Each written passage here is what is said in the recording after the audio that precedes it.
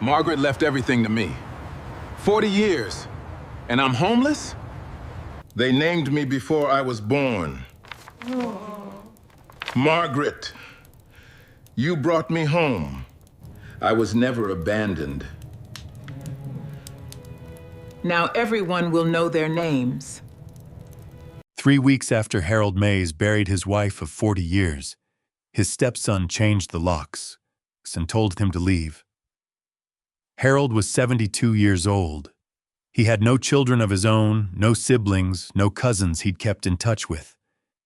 He had one duffel bag, a sleeping bag he'd bought at a hardware store clearance sale, and $97 in cash. He stood on a frozen road in February and thought, this is what nothing feels like. Then he saw a flyer stapled crookedly to a bulletin board, a $99 house. He bought it with his last money. He had no idea it would give him back everything he'd lost. Welcome to today's story. If you enjoy emotional drama and shocking twists, don't forget to like this video and subscribe for more unforgettable stories. And before we begin, let me know where you're watching from in the comments. It had started as most catastrophes do, with a death. Margaret Mays had died on a Wednesday in late January, which seemed wrong. Somehow she had always been a woman who deserved a grander exit than a Wednesday. Harold had held her hand at the end in the bedroom where she'd slept for the last 3 weeks of her life. The hospice equipment humming quietly beside the bed. Gregory, her son from her first marriage, had been there too, standing near the door, arms crossed, his phone face down in his pocket for once. Harold had been grateful for that small mercy. The funeral had been on a Saturday. Gregory had checked his phone throughout the service. Harold had noticed, but hadn't said anything. He'd been too focused on staying upright, on breathing, on not unraveling in the Presbyterian church where he and Margaret had attended services for the past decade. 40 years of marriage collapsed into an hour of hymns and a pastor's careful words about eternal rest.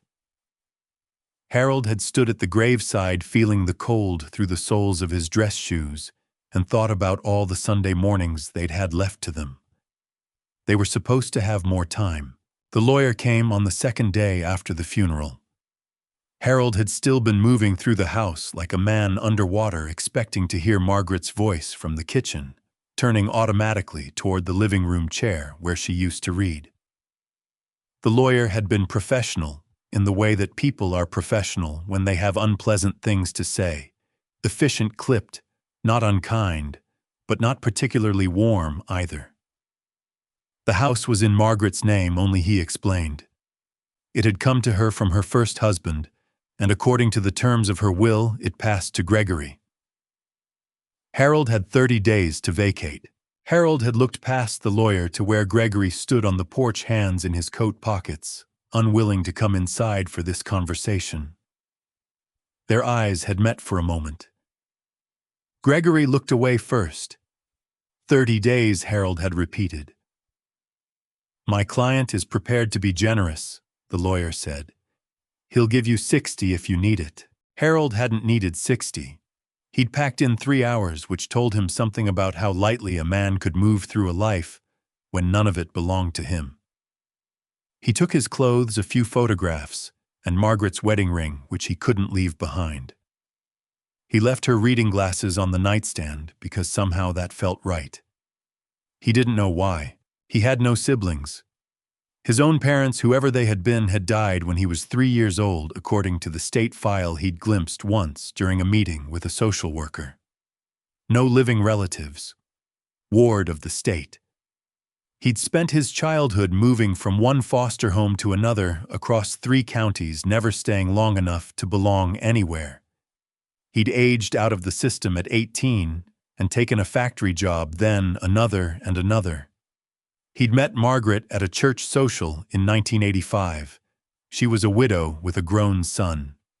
He was a factory worker who'd spent his life moving from one rented room to the next, never quite believing a space was his, until he finally stopped wondering about it. They had built 40 years together on honesty and steadiness, and the understanding that two people who had already lived difficult lives could choose to make the rest easier for each other. It wasn't wealth, it was stability. For a man who had grown up without a fixed address, stability had always felt like the most extravagant luxury. He'd spent 2 nights in a shelter downtown before the particular humiliation of it became unbearable, not the cots or the noise, but the feeling of having traveled in reverse back to the unmoored young man he had worked so hard to stop being. On the 3rd day, searching community bulletin boards for room rentals he couldn't afford, he had seen the auction flyer stapled crookedly to a corkboard near the shelter's front desk. Estate liquidation sale, county seizure properties, houses starting at $90. Searching. He'd taken the bus to the auction, which was held in a cold municipal building that smelled of floor wax and old paper. 15 people scattered among 50 folding chairs, most of them contractors. The auctioneer moved through the lots with mechanical efficiency. Most properties sold for thousands, even the worst of them needing that much to cover back taxes and administrative fees. Then came Lot 47. 2-story farmhouse, 840 square feet, Millbrook Hollow Township. Parcel 234512. Property sold as is, no utilities, significant structural concerns. Opening bid, $99. No one raised a paddle. The auctioneer called once, twice. Harold lifted his hand. More reflex than intention. Sold to paddle 38 for $99. He paid in cash at the clerk's window. His last $97 plus 2 singles pressed into his palm by a woman behind him, in line, who had overheard him counting. She walked away before he could refuse them. The deed was processed that afternoon. The clerk handed it over with an expression somewhere between pity and confusion. "You know, this property has no heat, no water, and hasn't been occupied since the 1950s, she said. I know, Harold told her. He didn't know anything, really, except that he now owned something. After a lifetime of renting and borrowing and living in spaces that belonged to other people, that felt like the only thing left to hold on to. The bus to Millbrook Hollow ran once a day. Harold caught the afternoon departure and sat 3 rows from the back, his duffel between his knees, watching the landscape blur past frost-covered windows. The town itself came up as the light was fading a single main street. Half the storefronts empty, a post office with 1 light in the window, a diner with a closed sign. The bus driver called the stop, and Harold stepped out into February, 3 miles north. That's what it said on the deed. 3 miles north on County Road 47. He started walking. The temperature was around 20 degrees. His breath came in clouds and his ears ached within minutes. His knees reminded him, as they always did, that he was 72 years old. He walked anyway. He didn't have another's option. He walked until the tree line opened up, and he saw it set back from the road behind a wall of snow, heavy pines, barely visible in the gathering dark, a 2-story farmhouse sagging slightly to the left. He stopped at the end of the driveway and looked at what $99 had bought him. The porch was buried in snow. The upper windows were broken.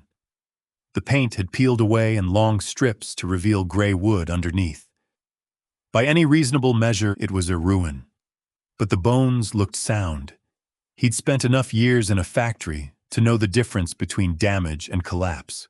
He trudged up the driveway and brushed snow from the front door and fit the old brass key into the lock. It turned. The door swung inward on hinges that shrieked. Harold stepped inside. Darkness swallowed him. He fumbled for the flashlight in his duffel and clicked it on, and when the beam cut through the gloom, he saw what 70 years of abandonment looked like. Dust on every surface, cobwebs in every corner, furniture draped in sheets, a stone fireplace, a dining table still set with plates and glasses, as if someone had walked away mid-meal and never come back. He cleared the fireplace hearth, found old newspapers in the kitchen, broke a section of rotten porch railing for kindling. The match caught. The chimney held. Heat began to radiate into the room, and Harold sat back on his heels and let out a breath he hadn't known he was holding. He ate crackers standing at the kitchen window looking out at snow-covered fields. He was alive. He had a roof. Tomorrow he would figure out the rest. He moved deeper into the kitchen, flashlight sweeping. On a small desk beside the window, the beam caught something that made him stop. A stack of mail. Letters bills all addressed to the same name. Raymond Mays. Harold went very still. Mays was his surname. It had been on his birth certificate, the one document that had followed him through foster care. He had never known where it came from, had never been able to trace it to anyone. Now he stood in an abandoned farmhouse in a town he'd never heard of, and read the same name on a stack of envelopes that had been sitting here undisturbed for decades. He set down his duffel. He began to search. The desk drawers gave up their contents slowly.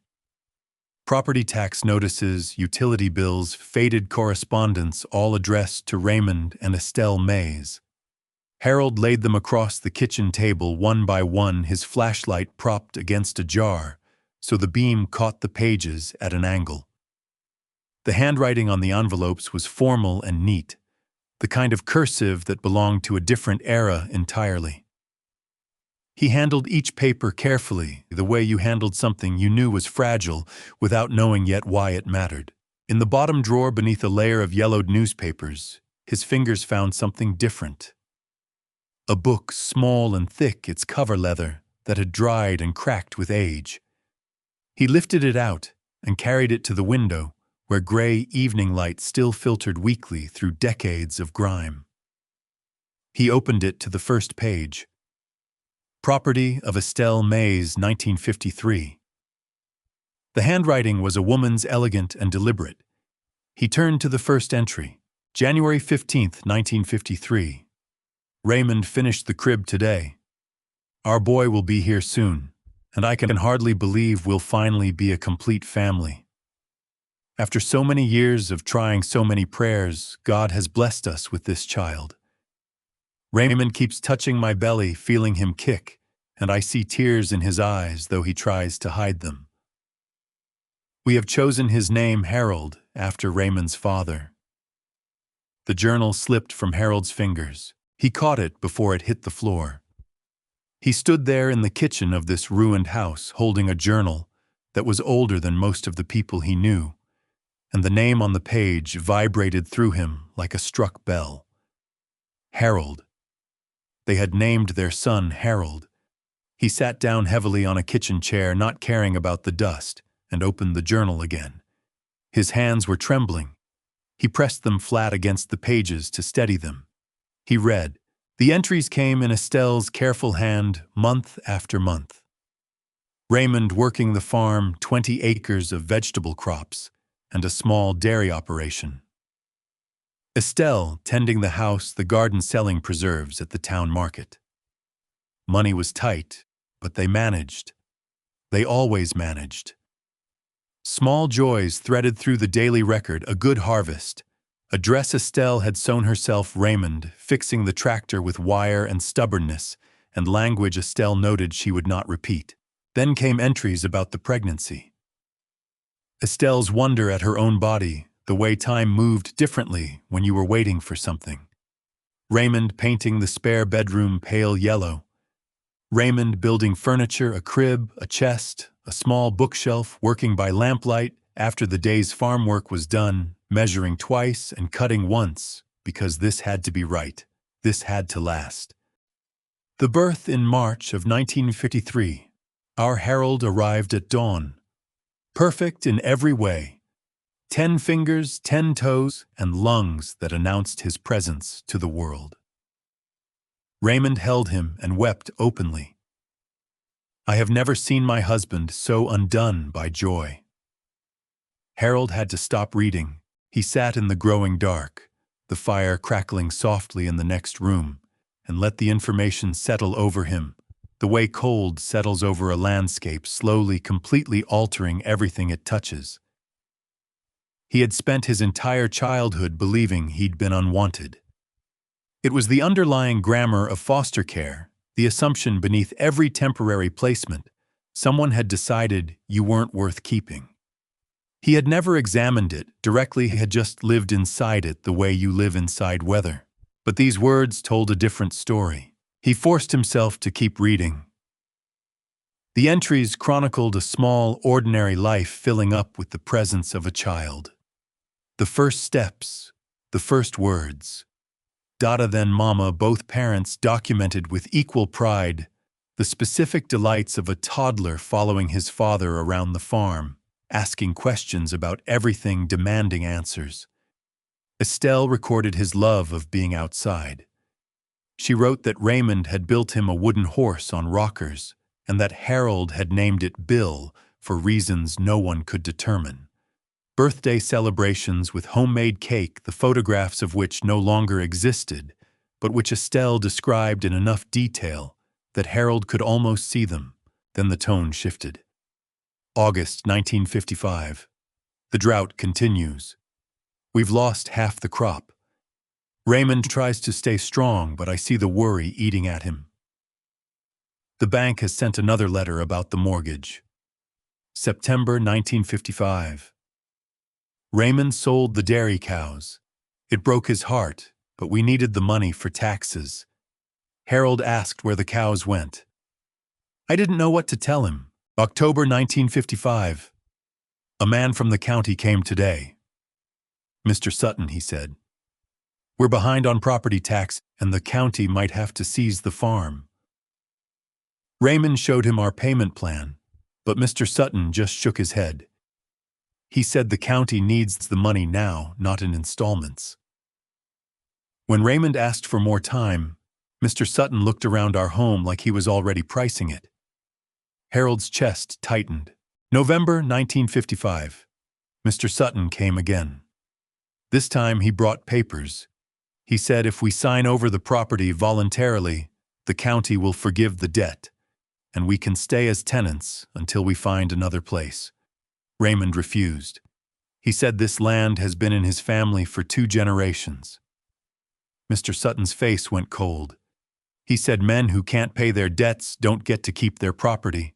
December 1955. They came today. Sheriff's deputies and Mr. Sutton.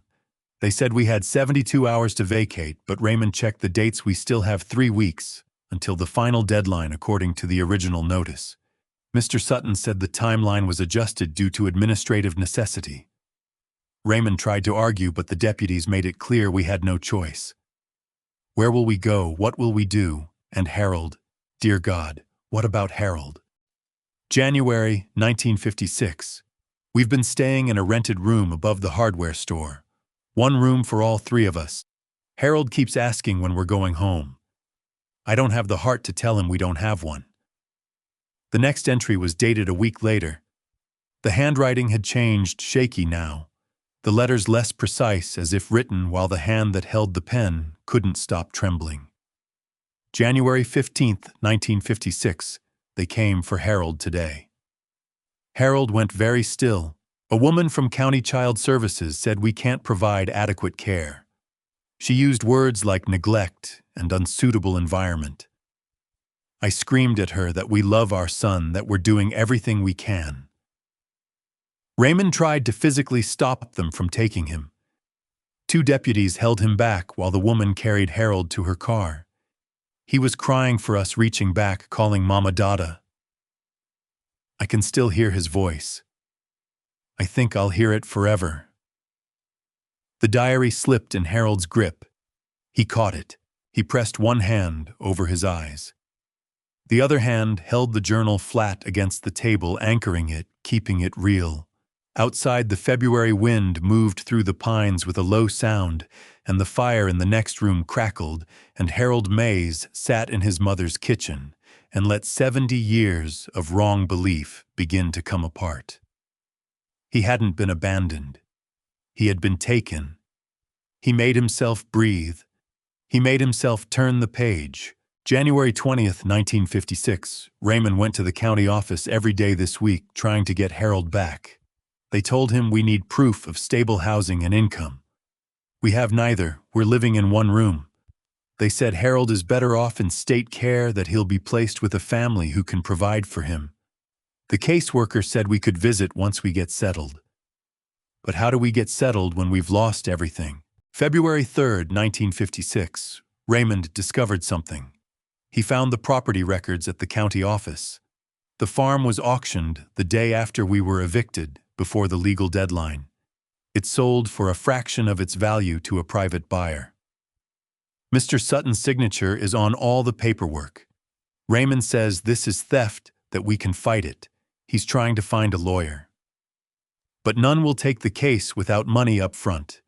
And even if we got the farm back, would they return Harold to us? I don't know anymore. The entries continued through February. Raymond building a case, writing letters, reaching out to legal aid organizations, to veterans groups, to anyone who might listen. Estelle writing her own letters to Harold at his foster placement letter, after letter sent and returned with stamps reading no contact, during adjustment period, or simply refused. The final entry was dated March 1956. I don't know how we'll survive this. Raymond barely sleeps. He's obsessed with proving the county stole our land. But what does it matter now? Even if he's right, even if we win, Harold is gone. They moved him to a different foster home last week. Wouldn't tell us where. They said it's better for his adjustment if we don't interfere. Better for his adjustment. As if being torn from his parents and thrown among strangers could ever be better. Raymond says we have to keep fighting, that we'll get him back. But I look at my husband's face and see the same thing. I feel despair. Harold must never think we didn't want him. That's the one thing I can't bear. Wherever he is, whatever they tell him, I pray somehow he knows we loved him. We loved him with everything we had. The journal ended there. Harold sat in the kitchen for a long time without moving. The fire had burned lower. He hadn't noticed. The light through the grimy windows had gone completely to dark. He sat in the near blackness and held a journal that had waited 68 years for him to read it, and he felt something opening in his chest. Not a wound exactly, but the space where a wound had always been. And now he finally understood its shape. He stood up slowly, legs unsteady. He picked up his flashlight. He began to search the rest of the house. In a small bedroom off the kitchen, his bedroom, the one meant for him, the one they had prepared. He found the painted animals on the walls, a cow, a horse, chickens in bright colors gone soft with age. Height marks on the door frame penciled in a careful hand with dates. The last one read, Harold, age 3rd of January 1956, 1 month before they came. In the wooden chest folded small clothes that had been his. Drawings on paper so old they crumbled at the edges, stick figures labeled in an adult hand, Mama Dada Harold. On the bookshelf tucked behind a row of picture books, a tin box. He opened it carefully. Inside, his birth certificate, official and undisturbed. Unsigned adoption papers, blank, never completed. And letters. Dozens of letters. All addressed to Harold at various foster home addresses, some in the county, some further away. Every one of them returned unopened. Stamped in red, undeliverable. Refused by facility. No contact authorized. His parents had tried to reach him, over and over and over again. The record of their trying lay in his hands, and the evidence was complete and undeniable. They had fought for him until they ran out of ways to fight. Harold sank to the floor of his childhood bedroom. He sat with his back against the wall beneath the painted animals and the height marks, and held the returned letters in his lap. And he wept the way he had not wept even at Margaret's graveside. These were tears for a different kind of loss, not recent and raw, but old and vast, the grief of a life built on a lie that he now knew to be a lie. When the tears stopped, he sat for a while in the quiet. Then something else came. Not grief. Something steadier and harder and purposeful. He set the letters carefully in the tin box. He set the tin box back on the shelf. He stood and picked up his flashlight and began to look at the rest of the house with new eyes. His parents had fought. They had documented everything. Somewhere in this house, if he looked hard enough, there might be more. A week passed. Harold fell into a rhythm that felt both strange and right. He woke with the pale winter sun, fed the fire he kept burning constantly now, and worked until exhaustion made him stop. His supplies were running low, but the work sustained him in ways food couldn't. Each day the house became more livable. The main floor cleared of debris surfaces, scrubbed until his hands were raw, broken boards on the porch, replaced with lumber he'd found stacked in the barn behind the house. The physical labor reminded him of his years at the factory, the same satisfaction of taking something broken and making it functional again. But it was the house itself that was changing him piece by piece. In the basement, he found his father's toolbox. Simple wooden construction, heavy with tools, and carved into the handle in small letters. R.E.M. Raymond Edward Mays. Harold ran his thumb over the initials. Inside, hammers, pliers, wrenches, nails sorted into glass jars by size. Everything organized, methodical. Harold had always been the same way at the factory, keeping his station clean, his tools maintained in order of use. He had always thought it was just his nature. Now he held his father's toolbox and understood that nature had a source. On the basement shelves behind rusted garden tools and empty flower pots, he found his mother's preserves. Dozens of jars thick with dust, their contents long since crystallized and dark. But the labels were still legible, written in Estelle's elegant hand. Strawberry jam, June 1955. Peach preserves, August 1955. Tomato sauce, September 1955. She had been putting up food for winter that last summer, preparing for a future she didn't know she wouldn't have. Harold lined the jars up on the kitchen counter. He couldn't throw them away. They were the last thing she'd made for a family that was still whole. He found the family Bible on the parlor mantel. Leather cover cracked and dry. When he opened it, pressed flowers fell out, dried daisies, still recognizable, their color long since faded to brown. On the inside cover, Raymond Mays and Estelle Porter married the 12th of June, 1948. And below that, in his mother's handwriting, Harold Raymond Mays, born the 3rd of March, 1953. Harold traced his own name with one finger. He had been entered into the family record. He had mattered enough to write down in the same place they had written their wedding vows. Behind the Bible, tucked against the back of the mantel, he found a photograph in a tin frame. The metal had gone black with tarnish, but he rubbed it with his sleeve until the image cleared. A family portrait taken at a studio, he could tell by the painted backdrop. A young man in his 30s, dark-haired and serious-eyed Raymond. A woman beside him with light hair pinned back, her expression gentle and open, Estelle. And between them, held in Estelle's arms, a toddler in a white shirt and a small tie, solemn and chubby-cheeked. Harold stared at his own face from 70 years ago. He set the photograph on the mantel where he could see it. Then he turned his attention to the upper floor. The stairs held under his weight.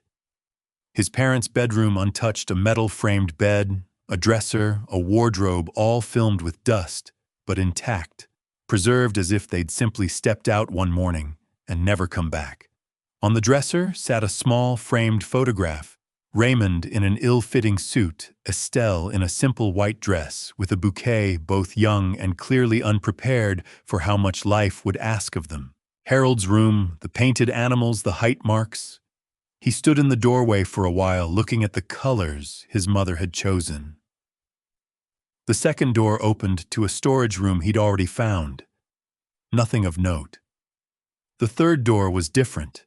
A heavy sliding bolt had been mounted on the outside solid steel, the kind a man would install if he wanted to make certain something stayed locked. It wasn't a bedroom lock. It was deliberate. Whoever had bolted this room from the outside had meant it to stay closed. Harold tried to force the bolt. It didn't give. The wood around the mount was swollen with age, the screws rusted into place. He would need tools and patience and time he currently didn't have. His legs were starting to remind him that he was 72 and had been climbing stairs for the better part of an hour.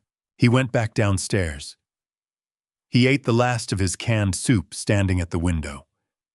He thought about the locked room and about his father's evidence boxes mentioned in the journal, and about what a man would put behind a bolt if he believed he might not be alive to open it himself.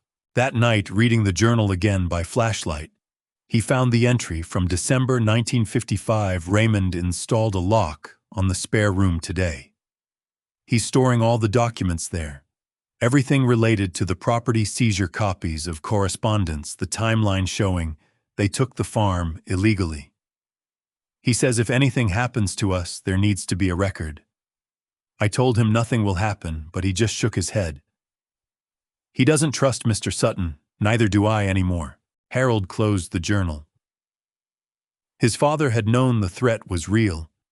He had locked the evidence away and hoped it would outlast him. 70 years later, Harold stood in the same house and the bolt was still holding. In the morning, he would use Raymond's tools to remove the door from its hinges. He would do it carefully, the way Raymond would have done it, the way Harold had always done his own work methodically, without rushing, respecting the thing he was working on. But that was tomorrow. Tonight he needed information. He needed to understand what had happened to his parents after they lost the farm. He needed to go into town. He went upstairs one more time and put on his winter coat before the light faded completely. The heavy canvas one, the one he'd grabbed without thinking when he packed the one Margaret had given him 3 Christmases ago.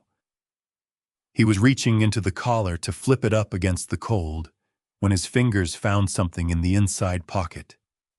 Something he hadn't put there. A small envelope sealed. His name written on the front in handwriting he would have known anywhere. Harold. Margaret's handwriting. He stood very still on the second-floor landing, holding the envelope, the coat still half on. The light through the broken upper windows was almost gone. Below him, the fire in the parlor fireplace cast its small orange glow, and the house held its breath around him. He turned the envelope over. On the back, she had written 4 words, "Open when you belong." His hands weren't steady.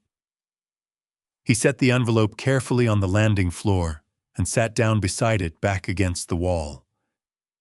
The same wall he might have sat against as a child, in a house he had no memory of, but that his body seemed to know. He looked at the envelope for a long time.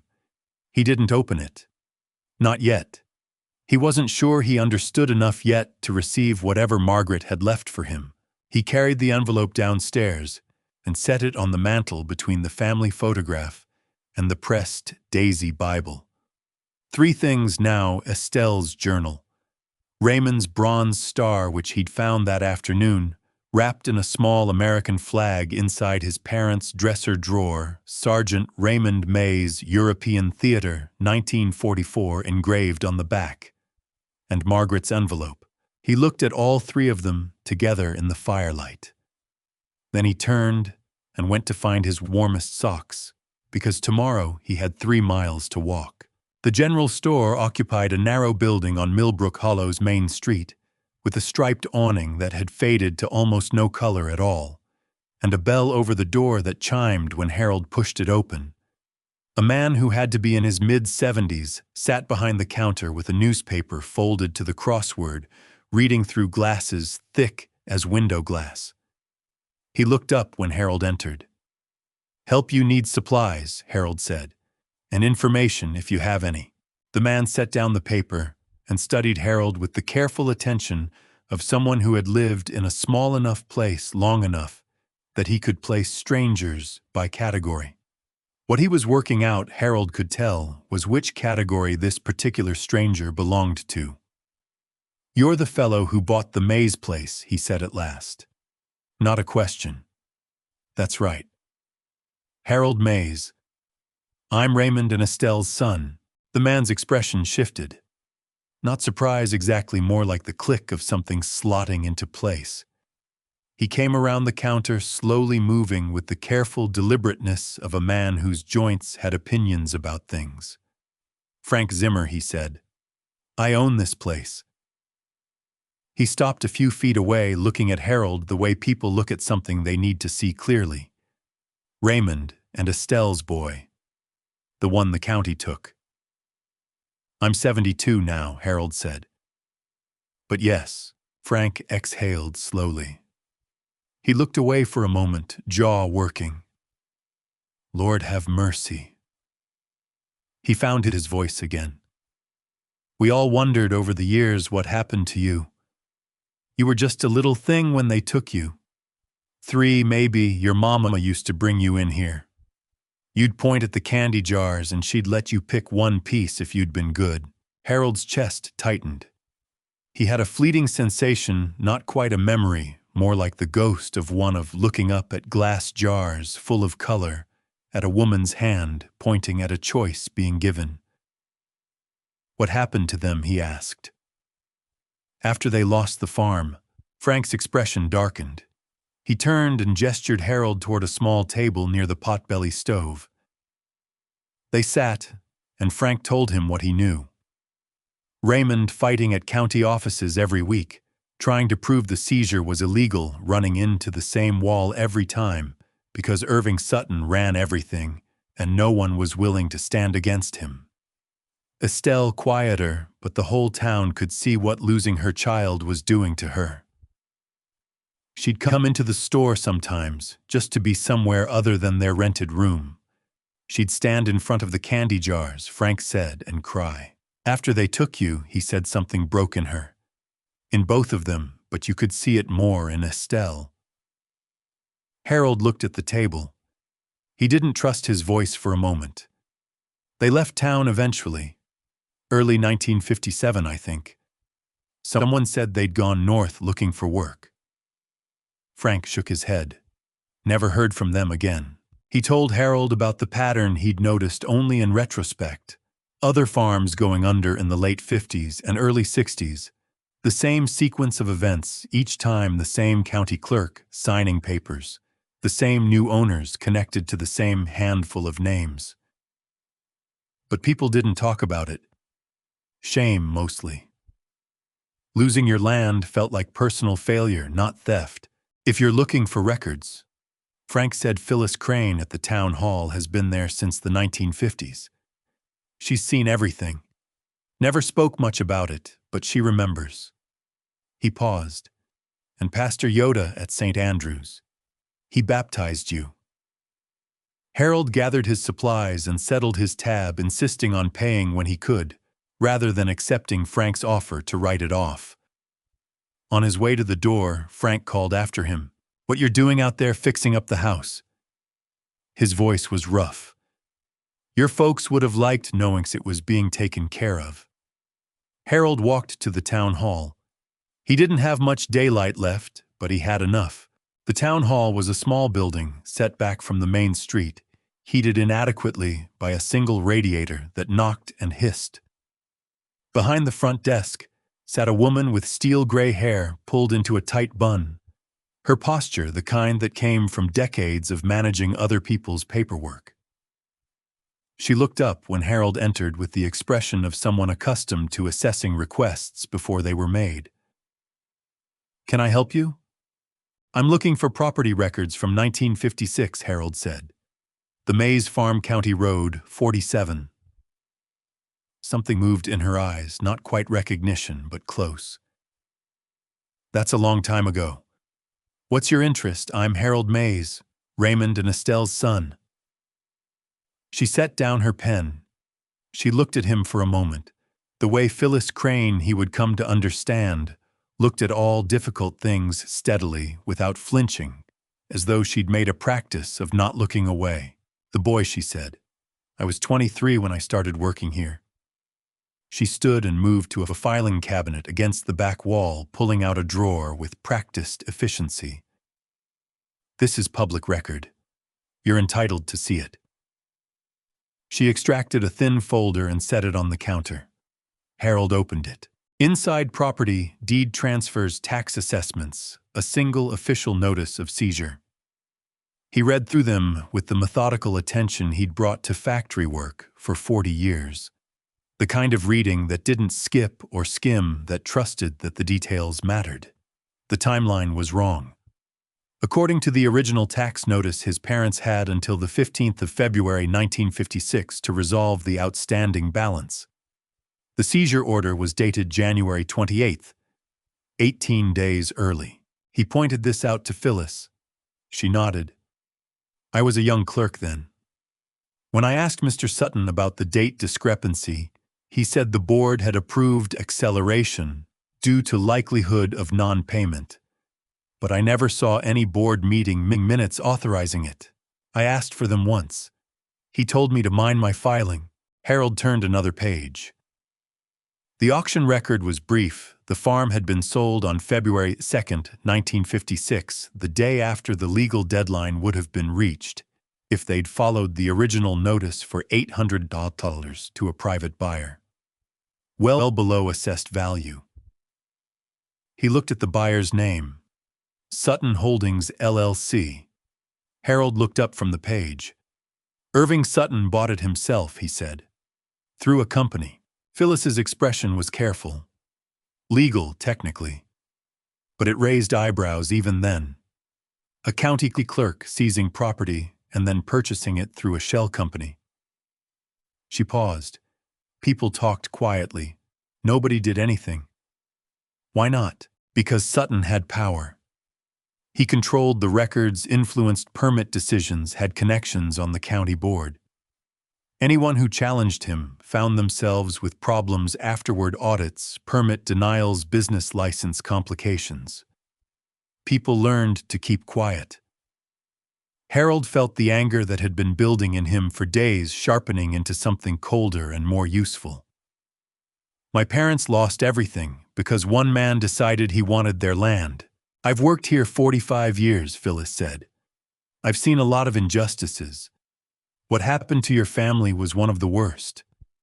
He asked about his parents after they left Millbrook. What happened to them? Whether there were records. Phyllis hesitated. The hesitation lasted long enough that Harold understood she already knew the answer and was steeling herself to give it. She moved to a different cabinet, fingers moving through folders. She pulled out a thin file and set it on the counter between them. I'm sorry, she said quietly. Harold opened the file. 2 death certificates stapled together. Raymond Mays. Estelle Mays. Date of death, February 14, 1957. Cause, accidental carbon monoxide poisoning. Location, rental cabin, Route 9, Millbrook County. Disposition, buried Potter's Field, Millbrook Cemetery. Plots unmarked. Harold set the file down. He needed both hands on the counter for a moment. His parents had been dead for 68 years. For 68 years, some part of him, the part that had been 3 years old when they took him away, had been waiting. He hadn't known it was waiting. He'd told himself, as adults do, that it didn't matter, that whatever his origins were, they had no claim on who he'd become. He had believed that mostly. Now he understood that he had not believed it at all. I should have told you when you first came in, Phyllis said. But I didn't know how. Harold looked at the cause of death. Carbon monoxide. Faulty heater in a poorly ventilated space. It happened in cheap rentals in the 1950s before safety regulations had teeth. It happened. Do you believe that, he asked? Phyllis didn't answer immediately. She moved to an archive box on the shelf behind her and found what she was looking for, a newspaper clipping, yellowed and brittle, folded along an old crease. She set it on the counter. Local couple dies in tragic accident, read the headline. The article was short-buried on page 8, Harold noticed. It described Raymond and Estelle Mays, former residents found deceased in a rented cabin. Carbon monoxide from a faulty heater cited as cause. No investigation deemed necessary. Next of kin unknown. Burial in County Potter's Field. He looked at the byline, written by Thomas Sutton. Irving Sutton's brother-in-law ran the newspaper, Phyllis said quietly. Harold set the clipping down. He looked at the death certificates again. He looked at the byline. He looked at the phrase, "no investigation deemed necessary," and thought about who would have made that determination in 1957 in a county where Irving Sutton controlled the records, the clerk's office, and apparently the local press through a family connection. Who was the county coroner in 1957, he asked. Appointed by the county board, Phyllis said. The board chairman at that time was connected to Sutton's circle, went to the same church, had business dealings. Neither of them said the word out loud. They didn't need to. Harold gathered the death certificates and the newspaper clipping. Phyllis had provided copies without being asked. He noticed she had the copies ready before he'd finished reading, as if she'd been waiting for this conversation for a long time, and had prepared for it. "Where is Potter's Field?" Harold asked. "Millbrook Cemetery, North Section. The county stopped maintaining it in the 70s. No markers." Harold folded the copies and put them in his coat. "Thank you for your honesty." Phyllis met his eyes. "I was 23 when I started working here. Irving Sutton scared me. He scared everyone. I saw things I should have spoken up about and I didn't. I've regretted it for 45 years. Harold thought about what to say to that. He thought about Estelle writing letters to every foster home he'd been moved to, all of them returned. He thought about Raymond going to the county office every day for a week, being told every day that he needed things he had no way of providing. He thought about two people fighting alone against a system designed to grind them down and succeeding only in preserving a record of the fight for someone who wouldn't find it for 70 years. "You're helping now," he said. "That matters." He walked to Millbrook Cemetery. The maintained section occupied the south and center of the hilltop, neat rows of headstones, ranging from weathered Victorian marble to recent granite-ordered dates and names stretching back through the county's history. Harold moved through them without stopping. He was looking for the north section, the part Frank had mentioned, and Phyllis had confirmed the area the county had stopped maintaining decades ago. He pushed through the undergrowth until the maintained lawn gave way to something wilder, dead grass and bare bramble, and the uneven ground that came from earth settling over time, over coffins. No markers, no names.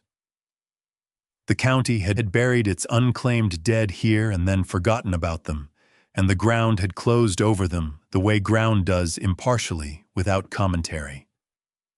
Somewhere beneath this frozen earth, his parents were lying. He had no way of knowing exactly where. Harold stood in the middle of the Potter's Field and looked at the uneven ground and thought about a woman's voice he couldn't quite remember, and large hands lifting him high, and the smell of bread baking in a kitchen. He had now stood in for a week without knowing it was hers. He knelt in the snow. He pressed his palm against the frozen earth. "I'm here now," he said aloud. His voice came out rough. "I didn't know for a long time, but I know now. And I'm going to make sure everyone else knows too. I promise you that." The wind moved through the bare branches. The cemetery was completely still. Harold stayed until the cold had worked through every layer he was wearing. Then he walked back toward the center of town, toward the white clapboard church on the side street that Frank had told him about. St. Andrew's Lutheran pastor Yoda, been there since the 40s. The door was unlocked. Inside, wooden pews and plain glass windows and the particular hush of old religious buildings. At the far end, an elderly man was arranging hymnals in the rack on the back of each pew, moving with the slow deliberateness of someone for whom every movement required forethought and purpose. He looked up when Harold entered. "Can I help you, son?" The word landed without irony to this man, possibly 90. Everyone was probably son. "I'm looking for Pastor Yoda." "You found him." He straightened carefully, hand pressed to his lower back. "The back isn't what it used to be." "Forgive me, I'm Harold Mays." Harold said, "Raymond and Estelle were my parents." The pastor's weathered face transformed. Something in it opened, and then almost immediately filled with something complicated: grief and recognition and an old weight of guilt. "Little Harold," his voice went soft. "Lord have mercy. I baptized you right here." He gestured toward the altar. "You were barely a month old. Your mother wore her best dress. Your father held you so carefully, like you might break." Harold's throat tightened. He did not speak. "Your parents were faithful members here," the pastor said. "Good people. Simple in the best sense. They knew what they valued, and they didn't pretend otherwise. When they lost the farm and then lost you," he shook his head, "it devastated this whole congregation. We took up a collection to help them, but it wasn't enough. Nothing was enough." They sat together in the front pew, and the pastor told Harold what he remembered. Estelle's voice in the choir, clear and true. Raymond serving as usher, always 15 minutes early, always the last to leave. Harold as a toddler, sometimes falling asleep in his mother's arms during the long Sunday sermons, which Raymond apparently never found as embarrassing as Estelle did. "After they took you," the pastor said, "your father came to me. He asked if God was punishing them." He was quiet for a moment. "I told him sometimes evil happens through human hands, not divine will. I'm not sure he believed me. I'm not sure I believed it fully myself at the time." Raymond had written once, about 6 months after they left Millbrook, still fighting, still trying, still believing they would get Harold back. The letter the pastor sent in return had come back undeliverable. "They died in 1957, Harold said. "Carbon monoxide poisoning. February." The pastor closed his eyes. "God rest their souls. I'd hoped when the letters stopped, I'd hoped for better news." He opened his eyes and looked at Harold. "I stayed in this town my whole life. I told myself I couldn't have done more. I've spent 70 years not being certain of that." Harold walked back to the farmhouse in the dark, and for the first time since he'd arrived in Millbrook Hollow, his legs felt light. He had crossed something today, not through it, not past it, but through the center of it. His parents had lived here and been loved here and fought here and lost here. He knew that now with the weight of documented fact, rather than the half-formed hope he hadn't let himself acknowledge for decades. At the town hall before he left, he had passed the phone Phyllis had told him she'd given the number to Frank as his emergency contact, and it had rung. He'd answered it. Gregory's voice, sharp and irritated. "Where the hell are you? I've been trying to find you for 2 weeks." Harold had looked at Phyllis's desk, at the file she'd let him read, at the copies of his parents' death certificates folded in his coat pocket. He thought about 40 years of making himself small around Gregory. He thought about standing at Raymond's grave. He thought about what it meant to be the son of a man who hadn't stopped fighting even when he'd lost everything worth fighting for. "I'm at my house," Harold said. "What house? You don't have a house." "I bought one. The house where I was born, as it turns out." Gregory had called him foolish, had called him unreasonable, had said in the voice Harold had heard across 4 decades that Harold needed to be practical, needed to accept what was real, needed to understand that he was 72 and had no resources. "I'm done taking orders from you," Gregory, Harold said. "Your mother was the only thing connecting us, and she's gone. You made it clear I wasn't family when you changed those locks, so don't call pretending you care." He hung up before Gregory could respond. His hand had trembled slightly afterward. Not from fear. From something else, the particular feeling of a door closing behind you that you've been standing in front of for 40 years. Phyllis had looked at him with something he recognized as approval. She hadn't said anything. Harold walked 3 miles home through the February dark and felt lighter with every step. Tomorrow he would take Raymond's tools to the bolted door upstairs. And that evening, for the first time, he would open Margaret's envelope. It was waiting on the mantel when he got home, exactly where he'd left it. He stood in front of it for a moment. Then he built up the fire, heated a can of soup, and ate it slowly. He washed his bowl in the bucket of melted snow he kept for that purpose. He sat in the armchair closest to the fireplace. Then he reached for the envelope. Not yet, he realized. Not tonight.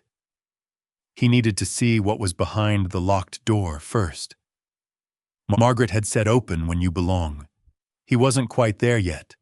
There was still the room upstairs and what his father had preserved inside it. He needed to see that first. He needed to understand the whole shape of the truth before he could receive whatever Margaret had known. He set the envelope back on the mantel. He went to bed. In the morning, he would open the door. Harold removed the bolted door the same way he would have solved any problem. At the factory, he identified what was actually holding it, and he worked on that instead of the thing that looked like the obstacle. The bolt itself was solid, as his father had intended. But the hinges were a different matter. 3 of them screwed into aging wood, the screws seized with rust, but not beyond recovery. He worked Raymond's screwdriver into the first slot and applied steady, even pressure the way you applied pressure to anything that had seized, not forcing it, but persuading it. It took the better part of a morning. When the 3rd hinge finally gave, the door came away from the frame, and Harold lifted it aside and stood in the doorway of the room his father had locked 70 years ago. It was barely large enough for a bed, no furniture. Instead, cardboard boxes lined 3 walls stacked nearly to his shoulders, each one labeled in Raymond's blocky handwriting. Evidence 1955, correspondence, witness statements, legal research, letters returned, timeline documentation. Harold understood, looking at it, what his father had been. Not just a farmer. A man who had understood in 1956, before computers or legal databases or the internet, how to build a case. He had documented everything. He had labeled it. He had locked it behind a steel bolt because he didn't trust that it would survive otherwise. It had survived. 70 years and a vacant county tax auction later, it had survived. Harold carried the first box downstairs to the dining table. He opened it in the afternoon light that came through the cleaned windows. Inside, his father's farm ledgers. Every payment made to the county going back years. Every installment, every date, every amount. The record was meticulous, a factoryman's discipline applied to a farmer's finances. Raymond had been behind on the taxes, yes. He had fallen behind during the drought. But the payments had been consistent, and the drought had been documented, and the amounts owed were not in question. What was in question was whether the county had the legal authority to seize the property when they did. According to Raymond's ledger, they had not. The second box letters. Dozens of them. Raymond writing to the county board requesting an extension and receiving a form denial. Raymond writing to the state tax office asking about appeals procedures. Raymond writing to legal aid organizations in 3 counties explaining his situation in careful, simple language, asking for help he had no money to pay for. Raymond writing to his old Army unit asking whether anyone knew a lawyer who might take a case for a veteran. Responses clipped to each letter, denials form letters expressing sympathy without offering anything. One response from a lawyer in the state capitol. While your case has merit without significant funds for a retainer, I cannot take this on. I wish you the best. At the bottom of the second box, Harold found the newspaper letter. Raymond had written to the editor of the state capital's daily paper in March 1956. The letter was 3 pages handwritten first, and then apparently typed on a machine that had a sticky letter A.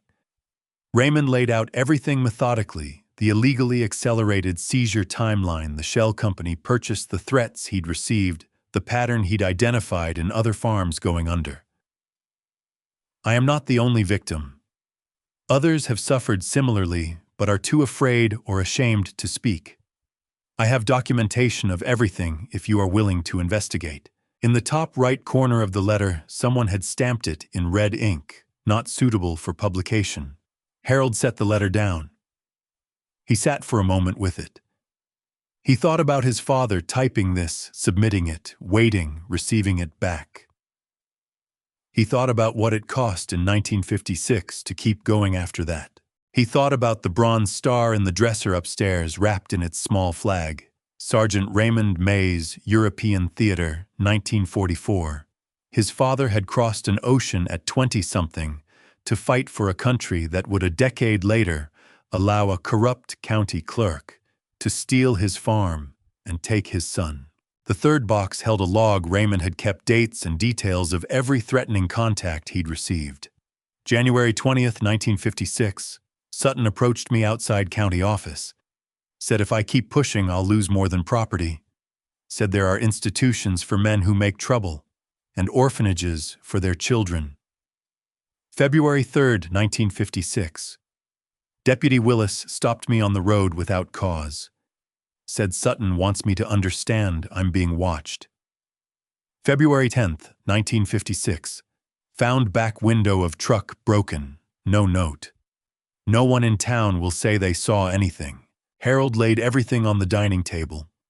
He spread it out, organizing it the way his father had organized it, chronologically, in order of significance.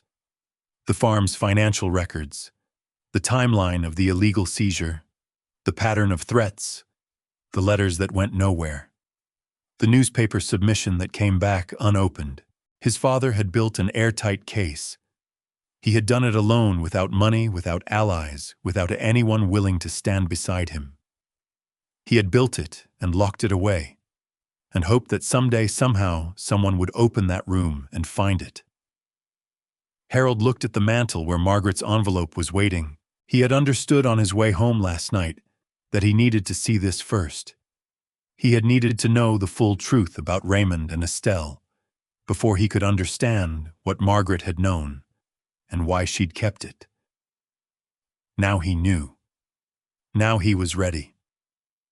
He sat down in the armchair by the fire. He reached for the envelope. The seal held for a moment as if reluctant to give up what it was protecting, and then it opened cleanly. Inside, a single folded sheet. Margaret's handwriting slower than her usual, the letters more deliberate, the handwriting of someone conserving effort.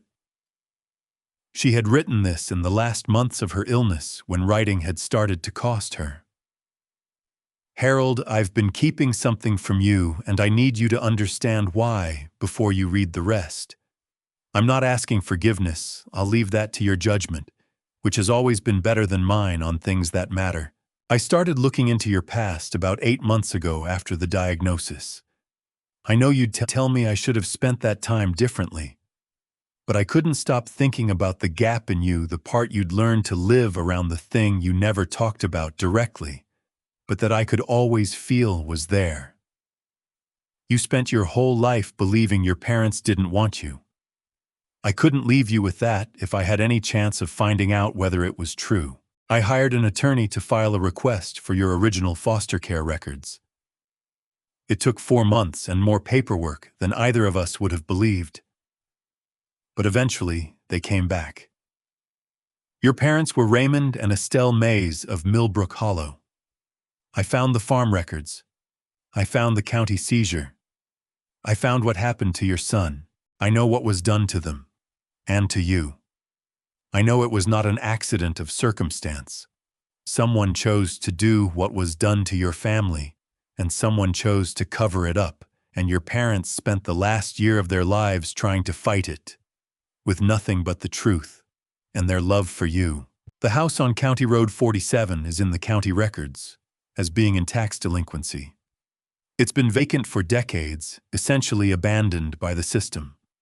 I couldn't buy it for you, but I believed in the way I've always believed in you, that if you ever found yourself without anywhere else to go, something would find its way to you. I'm putting this letter in your coat. I don't know when you'll open it. I hope it's in the right place. Go home, Harold. Fix it. Find them. They deserved better than what happened to them, and so did you. I loved you for 40 years. I'm still doing it. Margaret. Harold sat with the letter for a long time. Outside, the wind had picked up, moving through the pines with a sound that was almost human. The fire cracked and settled. The family photograph watched him from the mantel, and Raymond's bronze star caught the light, and Margaret's handwriting lay open in his lap. She had known. She had spent the last months of her life doing what she'd always done, paying attention to what he needed, even when he didn't know he needed it, and doing something about it. He thought about Gregory changing the locks. He thought about the auction flyer on the bulletin board, crookedly stapled. He thought about the woman who had pressed $2 into his palm without a word. He thought about every step on the 3-mile walk in February, cold his lungs, burning his knees, complaining, and how he had kept walking anyway. Margaret had believed he would get here. She had arranged the letter and waited for circumstance to do the rest. And circumstance had, in the shape of a stepson's cruelty and a county auction and an old brass key that turned in an old lock. He set the letter carefully on the dining table next to Raymond's evidence. He thought about his father recording testimony he hoped would outlast him. He thought about his mother writing letters to a child she couldn't find. He thought about Margaret hiring a lawyer and filing paperwork and writing one careful letter and putting it in the pocket of a coat she'd given him, trusting that he'd find it when he was ready. He thought about what all of them across 70 years had been trying to do. Make sure he knew he was loved. Make sure he knew where he came from. Harold looked at the table covered with his father's documents and his wife's letter. 2 people had been trying to reach him across the years. He had found both of them in the same house. Tomorrow, he would start figuring out what to do with what they'd given him. His father had tried to tell this story and been silenced. His father had been building a case his whole life. Harold was the only one left to present it. He looked at Phyllis's phone number on the slip of paper in his coat pocket. He needed to tell her what he'd found. He had a feeling she might know something else. Harold called the town hall from the general store the next morning. Phyllis answered on the second ring, and when Harold told her what he'd found in the locked room, the 3 walls of boxes, the financial ledgers, the correspondence, the log of threats, there was a silence on the other end of the line that lasted long enough that he thought he'd lost the connection. Then Phyllis said, "I'll come to the house tonight. There's something I need to show you, too." She arrived after dark, her car's headlights cutting through the pines as she came up the long driveway. Harold watched from the porch. She was carrying a coat over one arm and had a small object in her hand that caught the light as she crossed to the door. A key. "I shouldn't be here," she said when Harold opened the door. "But I couldn't stop thinking about your parents." He stepped aside to let her in. She noticed the family photograph on the mantel immediately and stood looking at it for a moment without speaking. "I remember them," she said softly. "They used to come into the county office together. Your mother would wait on the bench while your father tried to talk to Mr. Sutton. She always looked so worried." Harold poured her tea from the kettle he'd learned to keep warm on the hearth. They sat at the dining table where Raymond's documents were still spread out in the careful order Harold had arranged them the day before. Phyllis scanned the pages without touching them, reading quickly, her face controlled in the way of someone who has long practice in not showing what she's feeling. "Your father was meticulous," she said. "He was a farmer and a veteran. He knew how to do things properly." Phyllis set down her tea. She held up the key. It was small, brass, unremarkable, the kind of key that belonged to a filing cabinet or a storage locker, something institutional. When I went home after you visited, she said, I started going through the old ledgers, the ones that document case filings from the 1950s. Your father filed an official complaint with the county in March of 1956. I found the entry. Case number 127. He submitted it formally with documentation. He never mentioned that in the evidence boxes, Harold said. I didn't find any record of it. No. Because the case file is marked as lost. It's been marked lost since 1957. She turned the key over in her fingers, but the key was still in the key box. Every case that goes into storage gets a numbered locker in the basement of the town hall. If the key is still there, it means the locker was never cleared. Harold looked at the key. You think the locker still has something in it? I think it might. They drove to the town hall in Phyllis's car. She parked behind the building and let them in through the back door with her own key. Inside, the hallways were dark except for the exit signs, and their footsteps sounded too loud on the tile floors. Phyllis led him down a narrow staircase to the basement, where the ceiling was lower and the air smelled of old paper and concrete, and something metallic that Harold couldn't quite identify. The storage room was cramped and lined with metal lockers of varying sizes, each one numbered in faded paint. Some of the numbers had worn off entirely. Phyllis moved along the rows, counting under her breath, until she stopped in front of a locker toward the back. Number 127. The paint was almost completely faded, but the number was still legible if you were looking for it. The key turned with difficulty. Phyllis worked it carefully the way you worked old locks, not forcing, just maintaining steady pressure while the tumblers found their positions. It gave. The locker door swung open. Inside sat a cardboard box smaller than the ones Harold had found upstairs, and a larger object wrapped in cloth. Phyllis reached for the box first and handed it to Harold. He set it on the floor and opened it. At the top, a reel-to-reel tape recorder, the portable kind, from the 1950s, compact and rusted, but intact. Beside it, a single tape in a cardboard sleeve. In Raymond's handwriting on the sleeve, Raymond May's testimony, March 1956. Harold's hands were very still. Below the tape recorder, photographs. He turned the first one over. Raymond's face looked up at him from a black and white photograph, and the expression on Raymond's face would have been recognizable to Harold even without context. Bruising along the jaw. A cut above the eye that had swollen shut. His father had been beaten. Someone had taken photographs of it afterward, or Raymond had found someone to document it, understanding that the evidence would matter. A second photograph, Raymond's truck, the headlights smashed, the front fender dented as if it had been struck deliberately. Below the photographs, a typed document. A notarized witness statement dated March 10, 1956. A neighbor had seen 3 men, one identified as Deputy Willis, following Raymond's truck on the night before the truck was damaged, and Raymond appeared beaten. The statement was formal and careful, the kind of testimony written with full awareness of what it was accusing. Clipped to the witness statement, a second document, a retraction dated March the 12th.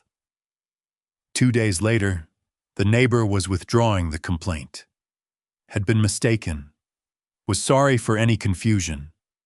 Harold looked at the signature on the retraction. Then he looked at the signature on the original statement. They were not the same handwriting. They forged the retraction, he said. Yes, Phyllis said. She didn't sound surprised. She sounded like someone who had suspected this for a long time and was finally being confirmed. Phyllis unwrapped the cloth object from the locker. An old reel-to-reel player, the kind of machine Harold remembered seeing in office break rooms in the 1960s, heavy and practical. She carried it upstairs to a small office off the main hall and found a power strip behind a filing cabinet that still had juice in it. She threaded the tape with practiced hands that told him she had done this before, though perhaps not for decades. Harold sat in the office chair. Phyllis sat across from him. She pressed play. The room filled with static, and then underneath the static, a voice. It was a man's voice. Clear, unhurried, carrying the particular cadence of someone who had thought about what he was going to say and was choosing his words with care. His father's voice. Harold had no memory of his father's voice. He had been 3 years old when they took him. But he recognized it immediately, the way you recognize something you've only encountered in your dreams, as familiar, as right as the thing you've been waiting to hear without knowing you were waiting. Raymond Mays spoke methodically for several minutes. He laid out the timeline of the farm seizure date by date, document by document. He described Irving Sutton's appearance at the farm, the threats, the accelerated timeline. He named the shell company and described finding the auction record with Sutton's signature on the private sale. He identified the discrepancy in the dates.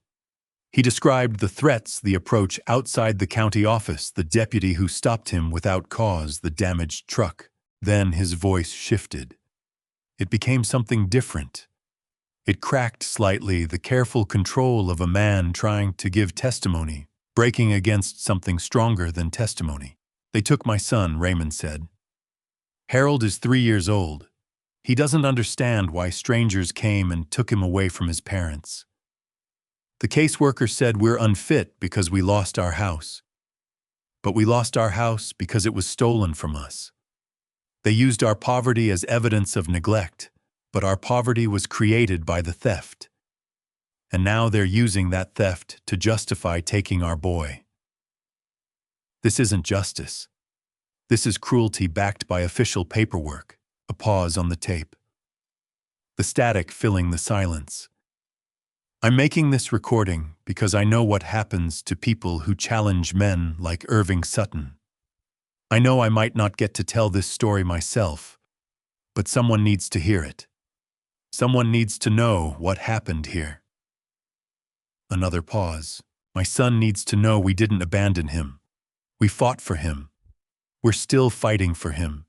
And if anything happens to us," his voice went very quiet, "I want him to know we loved him. That's the most important thing." The tape ran on in silence for a moment. Harold. Just his name. Said directly the way you'd say a name to someone who was in the room with you, not to an empty space or a future possibility. "If you ever hear this, we loved you every single day." The tape ran out. Phyllis was crying quietly, her face turned slightly away, giving him what privacy she could in a small room with nowhere to look. Harold sat in the office chair and heard the silence where his father's voice had been. He had been 3 years old. He had been crying, reaching back, calling Mama Dada as someone carried him to a car. His mother had written it down. I can still hear his voice. I think I'll hear it forever. Now he had heard his father's voice. It would stay with him the same way. "I'm sorry," Phyllis said. "I'm so sorry I didn't help them." Harold put his hand over hers. "You were young. You were scared. I should have been braver." "You're being brave now," he said. "That matters." They copied everything. The tape, the photographs, the witness statement, and its forged retraction. Phyllis kept the originals safe in the locker, but Harold took copies home. Evidence his father had preserved and locked away in 1956, trusting that someday the right person would open the right door. Harold had been that person. He just hadn't known it until Margaret sent him here. He sat with Raymond's evidence files and Margaret's letter spread across the dining table and thought about what two people, his father speaking into a tape recorder in 1956, his wife writing a letter from a hospital bed in the present day, had been trying to do. Both of them had understood that the truth needed to outlast them. Both of them had found their own ways to make sure it did. Harold looked at his father's words and his wife's words and understood that he was holding between them everything he needed to finish what had been started 70 years ago. Tomorrow he would begin figuring out how. Over the following days, Harold walked back into town and began asking Frank the kinds of questions Frank had been waiting, he realized, for someone to ask. Were there others who had lost property under similar circumstances in the late 1950s and early 1960s? Were there families who had gone through the same sequenced drought or financial difficulty, a visit from the county, an accelerated seizure, a sale to a connected buyer at below market price? Frank knew of several. He named names carefully, the way old men name things they've been carrying for a long time. Dorothy Haynes, whose parents had lost their home in 1958. George Yateman, whose uncle's hardware store had been seized in 1960 under disputed circumstances. A few others he'd heard of second-hand families who had moved away in the 60s, whose stories had faded into rumor and then into nothing. "Why didn't anyone speak up at the time?" Harold asked. They were sitting at the small table near the pot-belly stove again, with coffee that Frank had brewed, and Harold had not asked for but accepted gratefully. "My uncle went to the state attorney general," Frank said carefully. "He filed a formal complaint. It went in, got assigned a number, and then sat in a filing cabinet for 2 years before someone wrote him a letter saying it had been reviewed and dismissed for insufficient evidence. By then, he'd already moved to Ohio." He paused. Sutton had connections in the capital people understood. A complaint could sit in a drawer for as long as Sutton needed it to sit there. "But Sutton's been dead for 40 years, Harold said. Frank looked at him for a long moment. "His son isn't." Harold spent the evening at the kitchen table going through what he knew. Lawrence Sutton. He'd heard the name from Phyllis Irving Sutton's son, now a real estate developer, one of the wealthiest men in the county, owner of shopping centers and apartment complexes and tracts of land that had apparently been accumulating since the 1980s. Built on his father's original holdings, built on what had been stolen from people like Raymond and Estelle Mays. Lawrence hadn't been born when the thefts happened. He'd been 10 years old in 1956. The legal question of his personal responsibility was something Harold was not equipped to answer. But a different question was easier. Lawrence Sutton had spent his entire adult life benefiting from property acquired through documented fraud and probable worse. And if Harold's father's case was as solid as Raymond had believed it to be, as solid as it looked, spread across the dining table in its meticulous labeled order, then the story that had been buried in 1956 could be brought into the light now. Harold went to the town hall the next morning and asked to use the phone. He needed to reach Dorothy Haynes. Frank had given him a number. Dorothy answered on the 4th ring, her voice carrying the cautiousness of someone who had learned that unexpected phone calls rarely brought good news. Harold told her who he was and what he'd found. There was a long silence when he finished. "I never thought anyone would look," Dorothy said. "Not after all this time. Someone preserved the evidence," Harold told her. "My father preserved it. It's been sitting in a locked room for 70 years, waiting for someone to find it." Dorothy came to the house 2 days later. She brought George Yateman, who had driven 4 hours from where he now lived, who had not been back to Millbrook Hollow in 30 years. By the time they arrived, Frank had also found 2 others, an elderly woman named Bertha, whose husband's family had lost a farm in 1961, and a man named Roy, who had moved back to Millbrook a decade ago to care for an aging sibling, and had never quite reconciled himself to the story his family had told about what happened. 5 people sat around Harold's dining table. Outside, the February cold pressed against the newly boarded windows. Inside, the fire was warm, and the afternoon light was clear, and one by one they told their stories. Dorothy's family, her parents had fallen behind on property taxes in 1958 after her father's illness left him unable to work the farm for 2 seasons. The county had moved quicker than the legal timeline allowed. Dorothy said, though she hadn't known the legal details as a child. The farm had sold at auction within days of the seizure to a buyer whose name she hadn't known until recently. Sutton Holdings, LLC. George, his uncle's hardware store on the main street of a different town in the same county, had been operating for 30 years when a code violation appeared in the county records. One that hadn't existed in any previous inspection, followed by a seizure order and a sale to a developer. The developer had sold it 18 months later at triple the price to a retail chain. The person who purchased it from the county Sutton Holdings. Bertha, her husband's family's farm, 1961.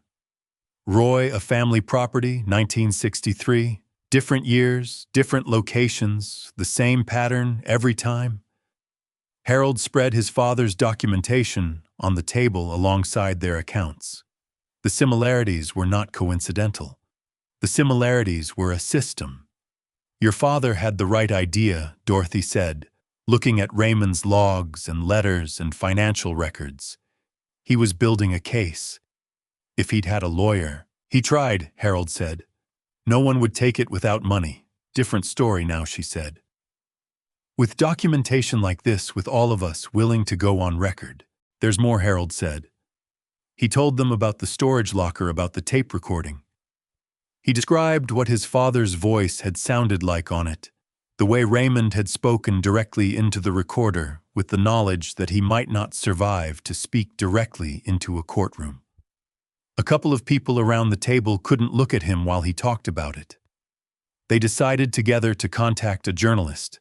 Dorothy had read about Kendra Finch in the state capital's paper, an investigative reporter who had broken several stories about historical corruption in rural county governments, the kind of stories that required patience and the ability to work with old documents and older people who had only recently found the courage to talk. Harold called from the town hall the next morning. Kendra answered on the third ring, voice sharp and awake. Harold explained what he had: a documented case of systematic property fraud, spanning at least a decade, a recorded testimony from 1956, photographic evidence of threats and violence, the death records of 2 people who had been building a legal case against the man who had defrauded them, and 5 families willing to go on record. There was a pause. I can be there tomorrow, Kendra said. This is exactly the kind of story that needs telling. She arrived the following afternoon in a car that had seen better years, with a digital recorder and 3 notebooks. She set up at the dining table, the same table where Raymond's evidence had lived for the past week, and went through everything. She read the documents in order. She looked at the photographs. She read Margaret's letter, which Harold offered as documentation of the independent research trail that confirmed his father's account before Harold himself had found it. She listened to Raymond's tape twice, not saying anything, either time her pen moving across the notebook. When the tape finished the second time, she sat quietly for a moment. Your father built an airtight case, she said. The question is what we can pursue legally 70 years later. Irving Sutton is dead. We can't indict a dead man. But Lawrence Sutton inherited everything he built, Harold said. Kendra nodded. He was 10 years old in 1956. Legally, he's not responsible for his father's crimes. But she paused. Morally is a different matter. And historically. And that's the story I write.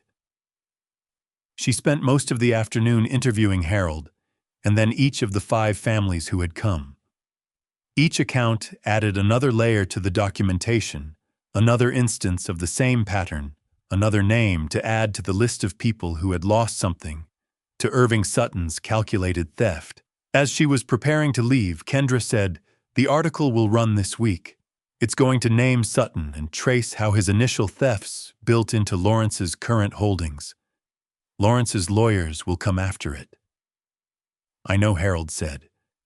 They'll probably come after you first. Harold thought about his father in this same house. A different version of this house, clean and warm and full of family preparing testimony in 1956, understanding the risk, doing it anyway. He thought about Margaret writing a careful letter from a hospital bed. He thought about what all of them had trusted, that the truth would outlast the people trying to suppress it. "Let them come," he said. The article ran at midnight. By noon the next day, the town hall phone was ringing with calls for Harold other families' reporters, a representative from the state attorney general's office requesting copies of the documentation.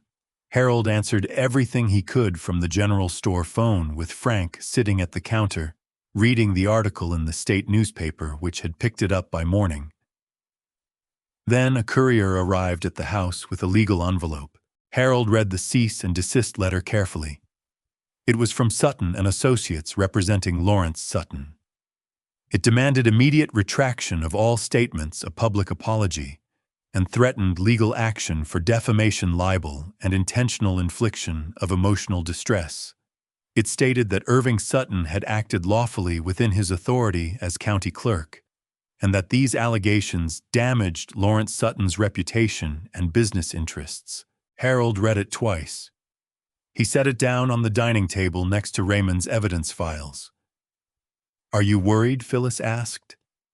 She had come over when she heard about the article, still in her town hall sweater. "No," Harold said. "Everything in that article is true and documented. Truth isn't defamation." That afternoon, Lawrence Sutton's lawyer arrived at the house. Expensive suit leather briefcase, the kind of practiced calm that came from billing at rates Harold had never earned in a year. Harold met him on the porch. The lawyer offered a settlement. Harold let him finish explaining it. The number was significant enough, the lawyer noted, to make Harold comfortable for the rest of his life. In exchange, retraction of all statements, public apology, non-disclosure agreement. Harold looked past him at the snow-covered fields where his father had once worked. "No," he said. "Mr. Mays, you haven't heard the full terms." "I don't need to.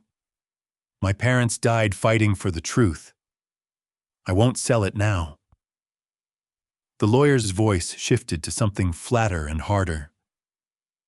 "You're an elderly man with no resources. A legal battle will destroy you financially and personally. My client has unlimited resources and every incentive to fight." Harold looked at him steadily. "Then let him fight. I've already been destroyed once. I survived. I'll survive again. You're making a mistake. Tell Mr. Sutton I'm not retracting anything. The truth stands." The lawyer left. His footsteps down the porch steps sounded very loud in the cold air. Harold watched the car turn at the end of the driveway and disappear through the pines. He went back inside. His hands were completely steady. That evening, Kendra published a follow-up article about the legal threats, including the text of the cease and desist letter and Harold's response. The story spread to national outlets by the next morning. Comments poured in: outrage at Lawrence Sutton, admiration for Harold, dozens of people sharing their own stories of similar things done to their families in similar times.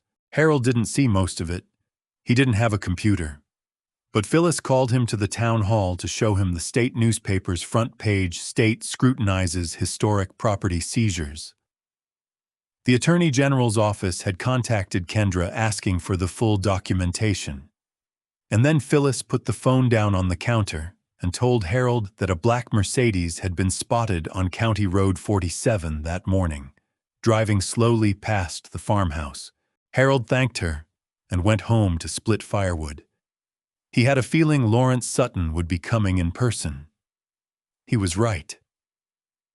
The black Mercedes came up the driveway on a Thursday morning, its tires compressing the gravel Harold had recently cleared of ice.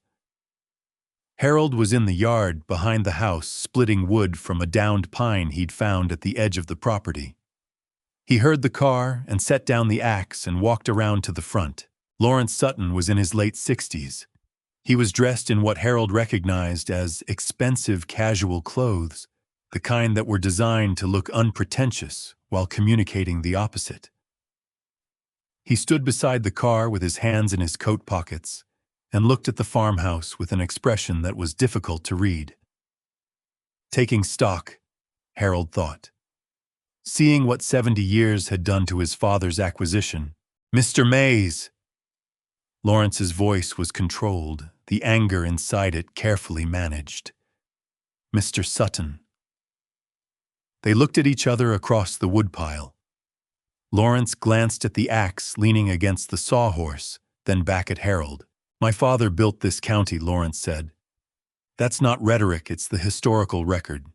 He took properties that were declining, properties that would have continued to decay, and he turned them into productive assets. Shopping centers that employ people, apartment complexes that house families, infrastructure this region wouldn't have without the development capital he provided. Harold waited.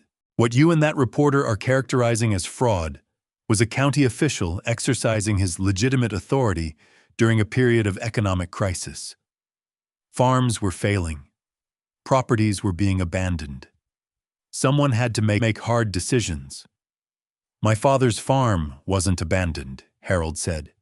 It was taken 18 days before the legal deadline, sold to a shell company your father owned, for $800. The county needed revenue, market conditions at the time. Irving Sutton bought it for himself through a company while serving as the county official who authorized the seizure. That's a conflict of interest at best and fraud at worst.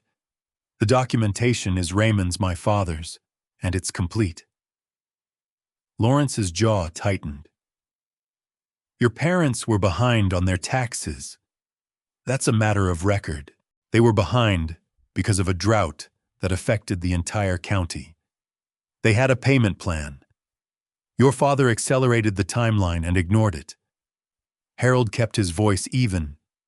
He then came to my father and threatened him. Had him beaten. Had a witness statement forged when a neighbor came forward.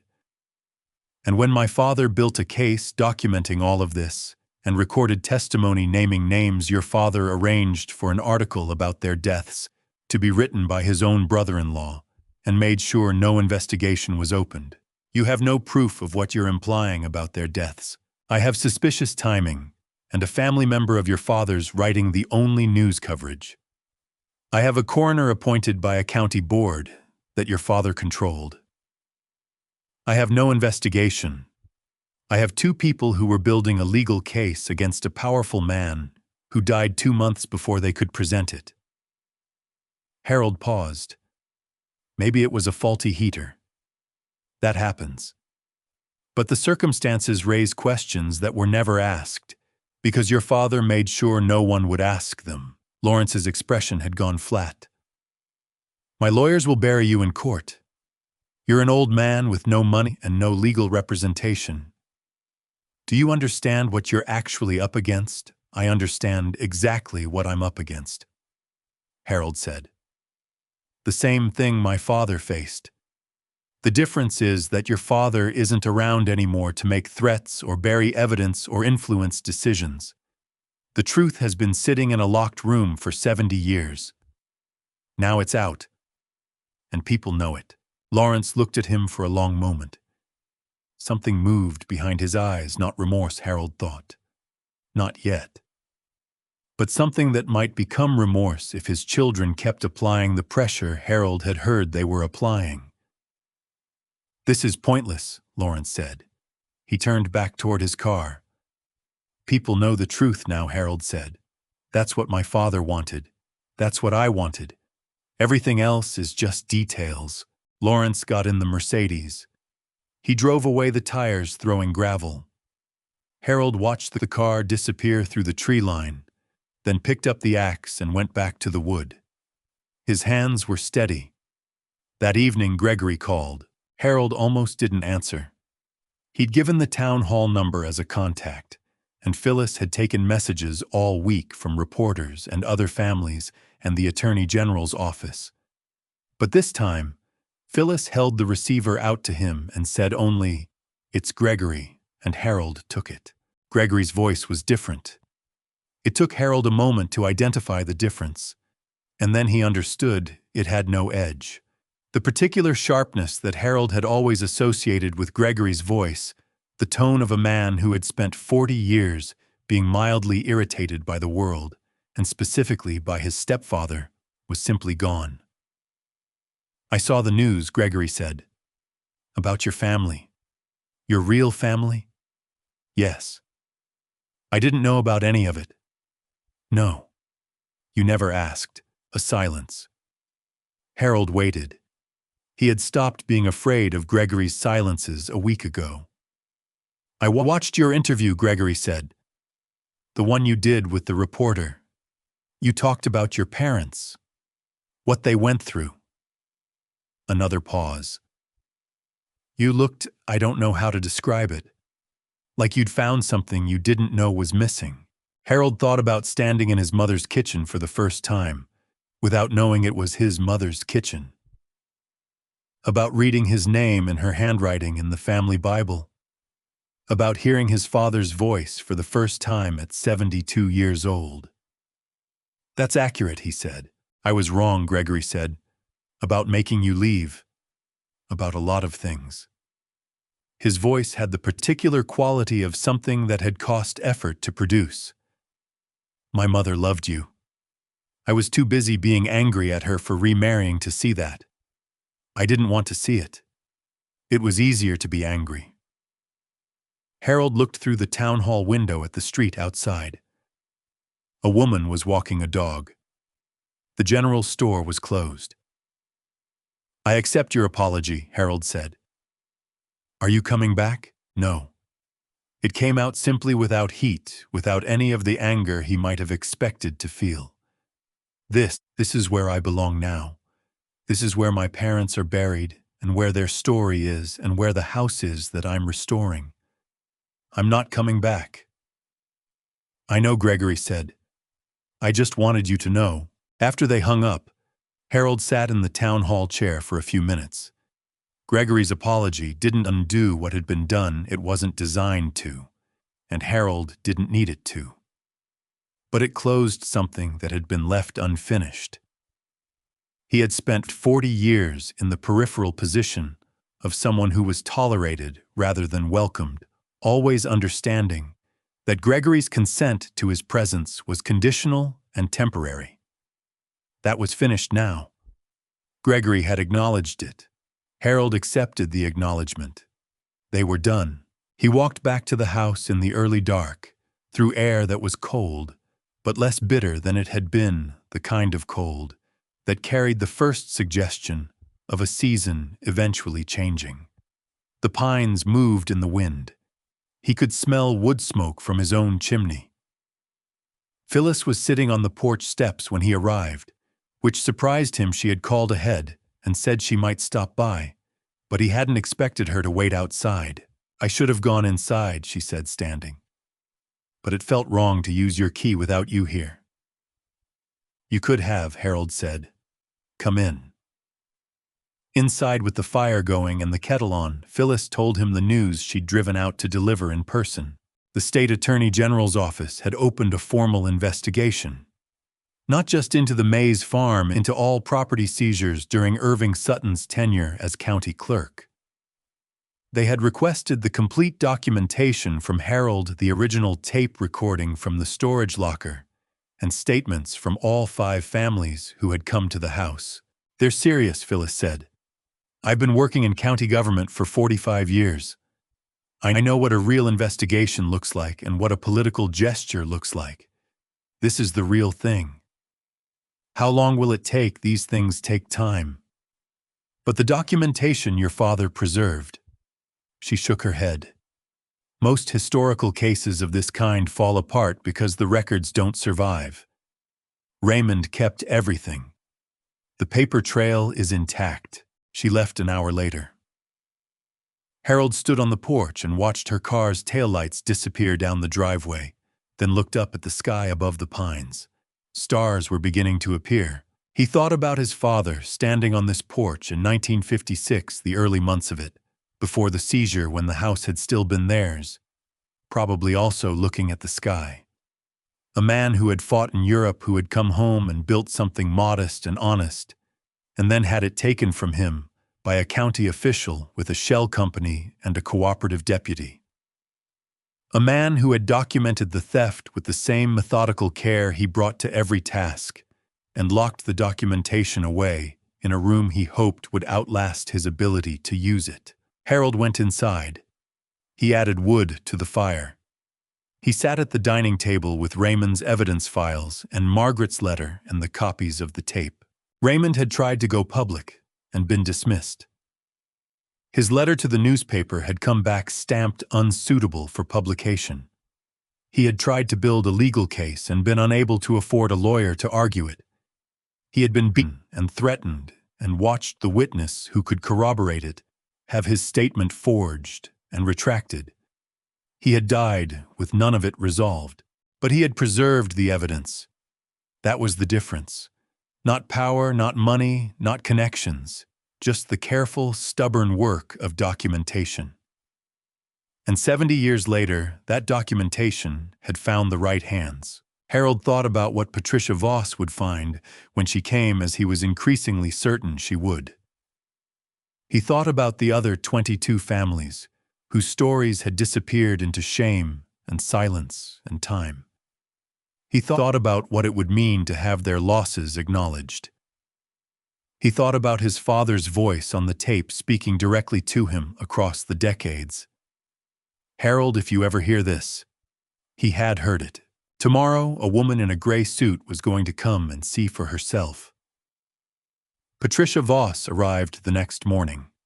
She drove a state vehicle, gray and unremarkable, and she was dressed with the same practical precision gray suit, comfortable shoes, a briefcase that looked like it had traveled a great many miles.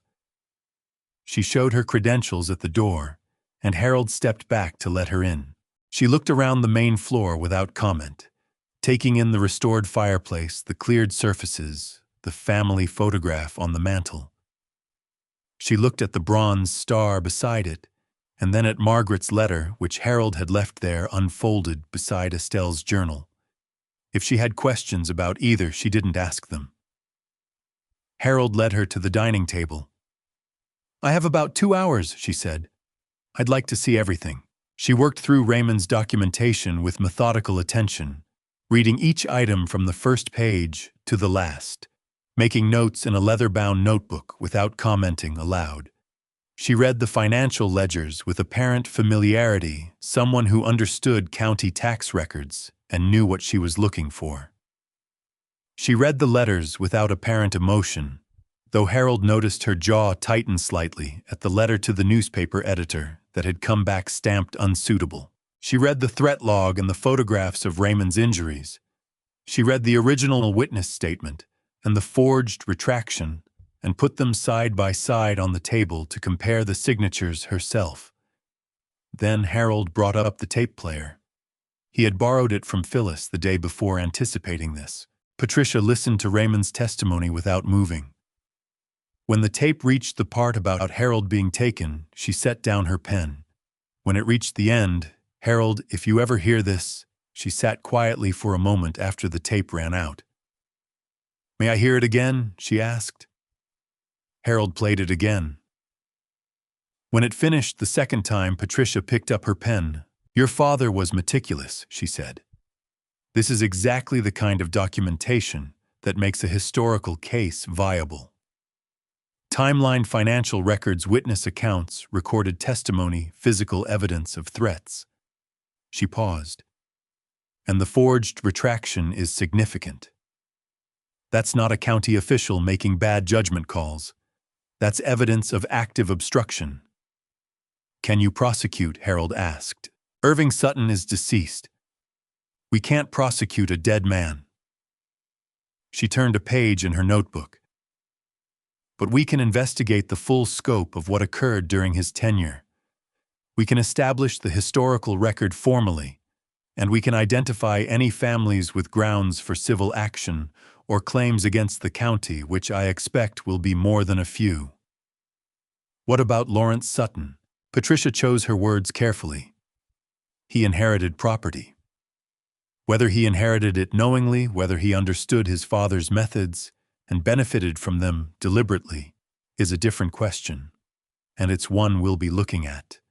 He was a child when most of these transactions occurred, which complicates individual liability. But if we find that his business practices since taking over his father's holdings have continued or built on the original fraud, she didn't finish the sentence. She didn't need to. She spent another half hour reviewing the documentation from the other families, Dorothy and George and the others, which Harold had organized into a separate file. She asked precise questions about how Harold had located the families, how they had confirmed their accounts, whether there were any other potential cases he was aware of. At the door, preparing to leave, she paused. "Your father's work here is extraordinary," she said. "Most people who face what he faced give up. They lose everything, they can't get anyone to listen, and eventually they move on or they break. He did neither. He documented and preserved and locked it away, believing someone would eventually open the right door." She looked at Harold. Most people would have given up. Harold thought about Estelle writing letters that were returned. He thought about Raymond making a tape recording alone in this house in March of 1956, speaking into a machine and hoping his voice would outlast the men who wanted him silent. He had something worth fighting for, Harold said. She drove away. Harold stood on the porch until her car was gone, then went back inside. He found his mother's recipe box that afternoon, tucked in the kitchen cabinet behind the flour tins and sugar containers he'd cleared and rearranged the previous week. The wooden box was simple handmade with an Ia carved into the lid, E for Estelle. He opened it carefully. Inside, recipe cards in his mother's elegant handwriting. Sunday pot roast with carrots. Church social biscuits and gravy. Estelle's cream soup. Each card had notes in the margins, the small annotations of someone cooking, not for a recipe book, but for a family. Raymond's favorite, add extra gravy. Good doubled for company. Don't skip the second rise. He went through them one by one. At the bottom of the box, he found a card that had been placed separately from the others, tucked underneath the main stack. He lifted it out. Harold's birthday cake was written across the top in careful letters. He read the recipe. Strawberries, vanilla buttercream frosting. 3 layers. Below the ingredients and instructions in slightly smaller handwriting, a note. Our boy turns 3 this March. He asks for strawberry every year. His smile when he sees the cake makes all the work worthwhile. Harold sat at the kitchen table holding the card for a long time. His mother had documented his preferences. She had noted what he loved. She had known that the birthday cake would matter, and had recorded the recipe not for herself, but for continuity, so that whoever came after, whatever happened, there would be a record of what he wanted, what made him happy, what made the work of feeding a person worthwhile. He thought about every birthday in foster care. He tried to remember specific cakes and found that he couldn't. They blurred together into a general impression of institutional sweetness, store-bought and approximate. He had always liked strawberries, though. He had always been drawn to them at markets, had grown them in a pot on the apartment fire escape in the years before Margaret had kept a jar of jam in every refrigerator he could remember. He had never understood why exactly. Now he understood. He set the card on the counter beside Estelle's jam jars, still lined up from the first week, their contents crystallized and inedible, but their labels still perfectly clear. He looked at his mother's handwriting on both her careful hand on the jam labels, July 1955, August 1955, September 1955, her careful hand on the recipe card, our boy turns 3 this March. She had written about him in the present tense. Even in that last summer before everything fell apart, she had been writing about his future. Making preserves he would eat in winter, recording the cake he would want in March. She had believed in the future until the county came to take it. That evening, Dorothy and George came back to the house. Frank brought two other neighbors who remembered the 1950s and wanted to be part of whatever came next. They sat around Harold's dining table, now crowded but warm, and Harold told them about Patricia Voss's visit and what she had said. "A formal investigation," Dorothy repeated. She was quiet for a moment. "My parents never," she stopped. Tried again. "They went to their graves believing they had failed somehow, that they should have found a way to hold on to the farm. My father never spoke about it directly, but I could see it in him. The way he held himself in public. Like he owed someone an apology for losing what was taken from him." "We weren't wrong," Roy said. He was one of the newer ones to the group, a man who had spent 30 years telling himself he was probably misremembering what happened to his family's property. "What they said about us, that we were bad managers, that we couldn't keep what we had, that was Sutton's story. Not the truth. Your father found the truth," Frank said to Harold, 68 years ago. "He put it in boxes and locked it up and hoped someone would find it." "My wife found it first," Harold said. "She did the research. She sent me here." He told them about Margaret's letter briefly, without reading it aloud. It felt too private for that. He told them that Margaret had spent her last months tracing his origins, had found Raymond, and Estelle had sent him here knowing what he would find. He told them that when he'd read the letter, and then opened the locked room, he had understood that the two of them, his father and his wife separated by decades and circumstance, had been doing the same thing, trying to make sure the truth would reach him. No one said anything for a moment. Frank spoke first. "She was a good woman, your Margaret." "She was," Harold said. "She always was." They talked until late about the town meeting which Dorothy proposed, and which everyone agreed was necessary, not just the five of them, but the whole community, the people who remembered, and the people who only knew family stories, everyone who had lived under the shadow of what Irving Sutton had done, without ever being able to name it properly. "The truth has been out for a week," Roy said, "and it's already changed something. I can feel it." Harold understood what he meant. It wasn't just the investigation or the article or the legal pressure building against Lawrence Sutton. It was simpler than that. A thing that had been unnamed had been named. A story that had existed only in whispers and private shame had been spoken aloud in public, with documentation attached. The community had been carrying a weight it couldn't articulate for generations. Now they had words for it. Harold walked his guests out onto the porch and watched their cars leave one by one down the driveway. The sky had cleared, and the stars were bright, and the February cold had the clean, sharp quality that came right before things started to soften. He stood on the porch his father had built in front of the house his father had planned for a family and a future, and he thought about all the people who had been trying to give him something. Across the years, his parents, with their evidence and their recorded voice, Margaret, with her research, and her letter Phyllis, with her 45 years of guilt, transformed finally into something useful. All of them had trusted that the right moment would come. All of them had been right. Inside, he put Estelle's recipe card back in the recipe box, but he left the box on the counter where he could see it. In March, he would make the birthday cake. He would use Estelle's recipe. The frosting would probably be imperfect. He had no experience with buttercream frosting, but that was fine. His mother's recipe existed not because the cake would be perfect, but because the act of making it mattered. Because the boy who asked for strawberry every year mattered.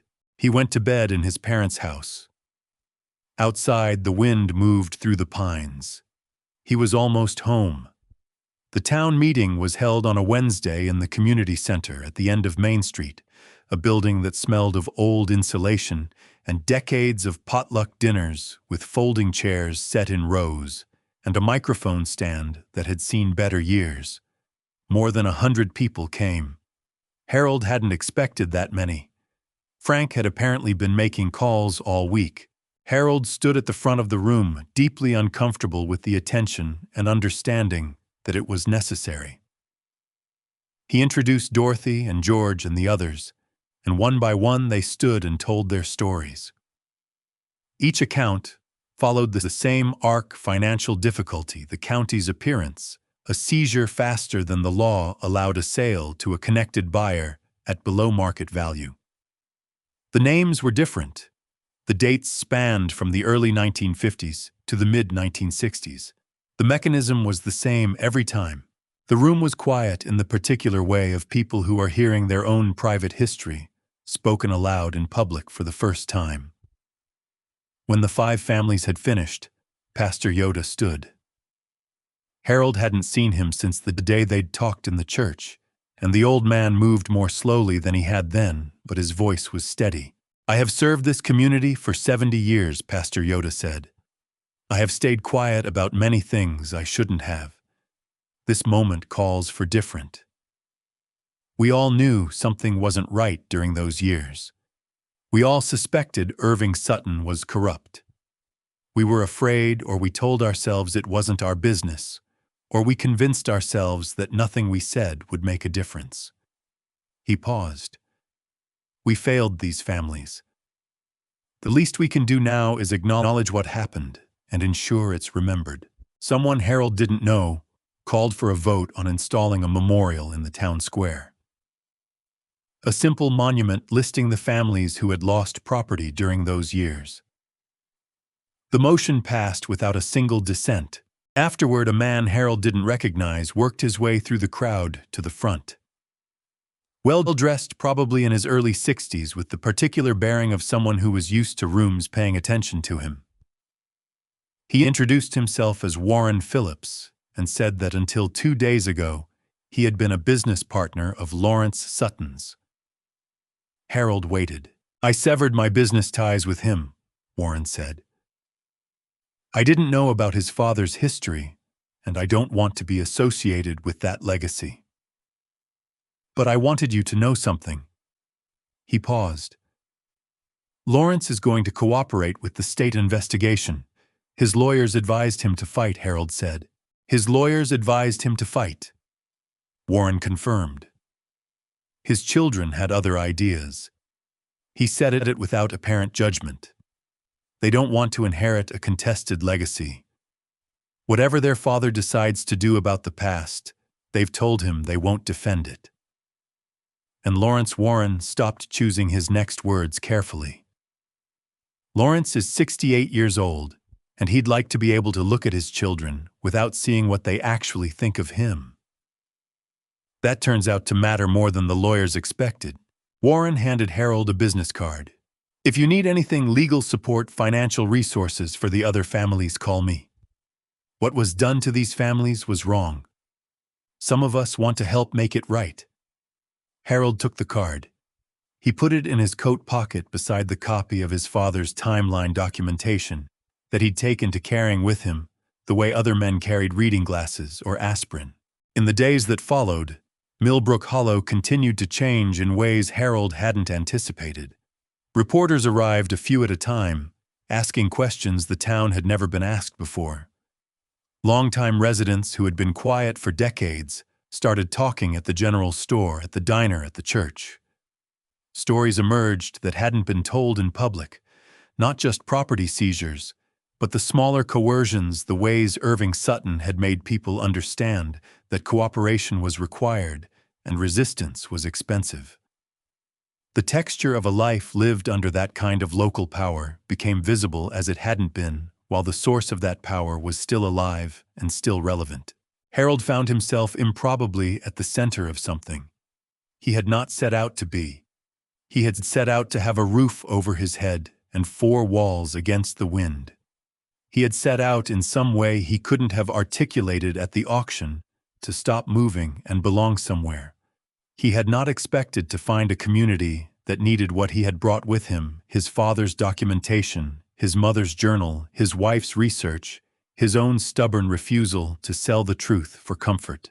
One afternoon, Frank appeared at the house with a truck and 2 people Harold vaguely recognized from the town meeting. They spent the day making repairs, the kinds of repairs Harold had been working on alone for weeks, that were going faster now with more hands. New shingles on the worst section of the roof. A window replaced on the east side. The porch steps rebuilt with proper lumber. Frank directed the work with the efficiency of someone who knew what he was doing and didn't need to explain himself much. At the end of the day, Frank stood back and looked at the house. "It'll hold," he said. Harold understood this as something more than an assessment of the building. He called Kendra from the town hall to tell her about Patricia Voss's visit and the formal investigation. Kendra already knew Patricia's office had confirmed it to her formally that morning. The story had grown in ways that neither of them had entirely predicted. Other counties were reviewing their records from the same period. Other states were reporting similar historical patterns. The specific documentation Raymond had preserved, with its combination of financial records, personal testimony, and physical evidence of threats, had become a template for other researchers and lawyers trying to reconstruct similar cases. "Your father's work is being cited in 3 other ongoing investigations," Kendra told him. "People who never knew Raymond Mays existed are using what he documented in 1956 to help families in completely different places." She paused. He would have hated that he didn't get to see it. He would have loved knowing it happened. Harold thought about that for a while. He thought about his mother's recipe box, about the birthday cake recipe at the bottom of the stack, about Estelle preserving jam she thought would be eaten in winter, about Raymond recording testimony he thought might be heard in a courtroom. Both of them had been preserving things for a future they couldn't quite see from where they were standing. The future had come eventually. It had just taken longer than they'd expected.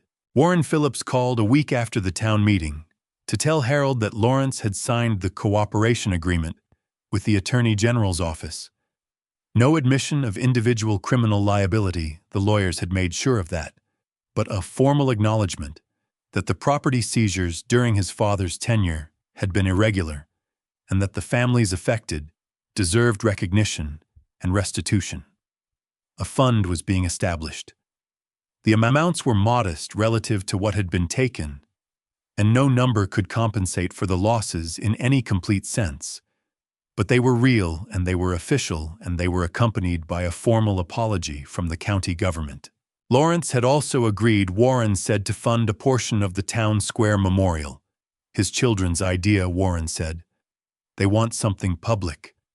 Something that makes the history clear enough that it can't be quietly forgotten again. Harold thought about Estelle writing his name in the family Bible. Some things mattered because they were recorded. Some things survived because someone took the trouble to write them down. He went to Millbrook Cemetery that afternoon. He walked to the potter's field, which was still overgrown, still unmarked.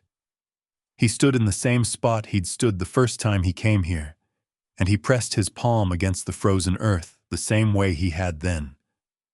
"Something is happening," he said to the ground. "You would have wanted to know." The investigation was ongoing. The memorial was being planned. The county had announced that proper markers would be installed in the potter's field, names and dates for every burial for which records existed, which meant Raymond and Estelle, among others. Harold stood in the cold for a while. He wasn't waiting for anything exactly. He just wanted to be there. To be present in the place where his parents were with news worth bringing them. He walked back to town. Frank was at the counter when Harold came in, and he slid a cup of coffee across without being asked the way he'd started doing. "You know what I keep thinking about," Frank said. Harold waited. "Your father tried to get that story into the newspaper in 1956. Sent it to the editor, got it back stamped.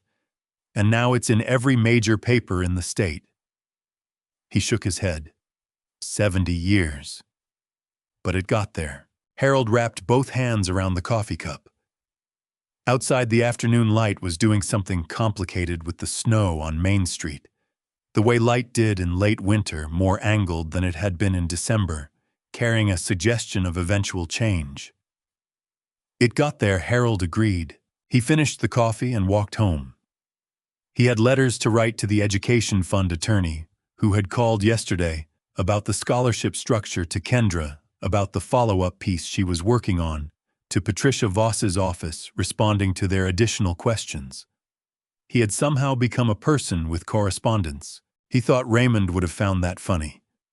He thought Estelle would have made a pot of tea and settled in to help him with the letters. And he thought Margaret would have opened her laptop and done the research and told him which points were the most important to make and in what order. He sat at the dining table where the evidence had been spread for weeks now, organized into proper files, and he wrote the letters in longhand because he didn't have a computer and because the habit of handwriting was one he'd never lost. He wrote with the same attention Raymond had brought to every task, carefully, completely, without skipping anything that mattered. Outside, March was coming. Soon the ground would begin to soften. He would plant a garden. Spring arrived the way it always did in Millbrook Hollow. Reluctantly in pieces, the snow retreating to the north, facing slopes, and the shadowed hollows, while the open fields turned from white to gray to a brown that eventually, if you were patient, revealed green. Harold had been in the house for 2.5 months by the time the first crocuses appeared, in what he'd come to think of as the kitchen garden. Estelle's garden, he supposed, though nothing she'd planted, had survived the decades. He'd found the remnants of a garden bed in the layout of the ground, the way the earth had been worked differently in one section. And he'd begun clearing it in February, working in the cold, in the brief afternoon warmth, because it felt necessary. In April, he planted tomatoes and beans and peppers, following the layout of what he could infer from his mother's preserves. Strawberries along the south fence because he knew she'd grown them. The investigation had moved faster than Harold had expected. Patricia Voss's office had been thorough, and Raymond's documentation had held up under the kind of scrutiny that official processes applied. The financial records, checked against surviving county archives, the timeline corroborated by independent review, the witness statement signatures, analyzed by a forensic specialist who confirmed what Harold and Phyllis had already noted. The retraction was not in the same hand as the original. 23 families received formal letters from the county government acknowledging that property seizures during Irving Sutton's tenure as county clerk had been conducted in violation of proper legal procedures, and that the county recognized their losses as real and documented. Alongside the letters came checks from the fund Lawrence Sutton had established, modest amounts the lawyers had been clear about, that not representative of the actual value of what had been taken, but formal and official, and accompanied by language that said explicitly and on the record, "We were wrong, and you were not." Harold watched Dorothy open her letter at the kitchen table. She read it twice, set it down, and sat quietly for a moment. "My parents never got this," she said. "They never heard anyone say it officially. I know, but it happened. It's real." She looked at the letter again. "I'll put this in the file I'm keeping for my nieces so they know the story right." She folded the letter precisely and put it in her coat pocket. "That's what it's for, I think.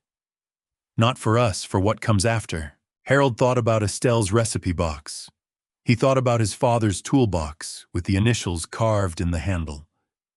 He thought about the things people preserved for the people who would come after them sometimes, without knowing who those people would be.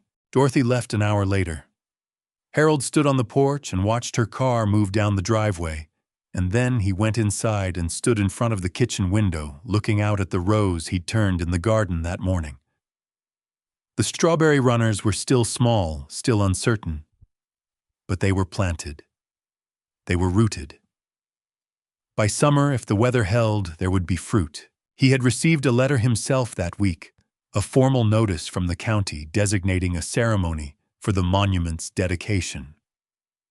The following Thursday, Town Square, 10 in the morning. He read it twice the same way Dorothy had read her letter, and then he put it on the kitchen table with his other correspondence. He had letters to answer. He had things to write down. Outside, The light was doing what April light did in this part of the country, coming in at an angle that made everything look deliberate, as though the season had considered its choices and arrived with purpose. The pines at the edge of the property moved in a wind Harold couldn't feel from inside. He watched them for a while. Thursday was 4 days away. Something would be said in public that his parents had deserved to hear for 70 years. Harold didn't know exactly what he would feel when it happened. He suspected he would not know until it was over. He went back to the table and picked up his pen. The town square monument was unveiled on a Thursday in April. The weather was clean and cold, the kind of April day that couldn't quite decide what season it wanted to be. The monument was simple granite, the right kind of permanent, not large enough to be imposing, large enough to be unmissable. Bronze letters listed 23 family names and the years they had lost their properties. At the top, larger than the rest, in memory of those who lost everything but never lost their dignity. The first name on the list was Raymond and Estelle Mays. Harold stood to one side during the dedication, which was led by Pastor Yoda, who had insisted on doing it himself and had dressed for the occasion in his good suit, now 50 years out of fashion, and clearly pressed carefully for this specific purpose. The pastor prayed simply and briefly. Dorothy read a poem her mother had written in the early 1960s, a poem about losing land and not losing yourself, which the family had kept in a drawer for 60 years, without quite knowing what it was for. Harold understood now that it had been for this. He didn't speak. He had been asked to, and he had declined, which Frank had accepted with no argument. Harold was not a public man. He had become one briefly by necessity. But the monument and the names and the formal acknowledgement were for Raymond and Estelle, and the others not for Harold. The crowd was larger than he expected. More than 100 people, some of whom Harold didn't recognize, people from neighboring counties who had read Kendra's article or heard about the investigation and wanted to be present for whatever this moment was. People stood in the cold without complaint. When the cloth was drawn back from the granite, someone started to clap, and others joined, and the sound carried across the square in a way that was not celebratory, but something else, something more like release. After the ceremony, Harold found himself standing near the monument with Frank and Phyllis looking at the names.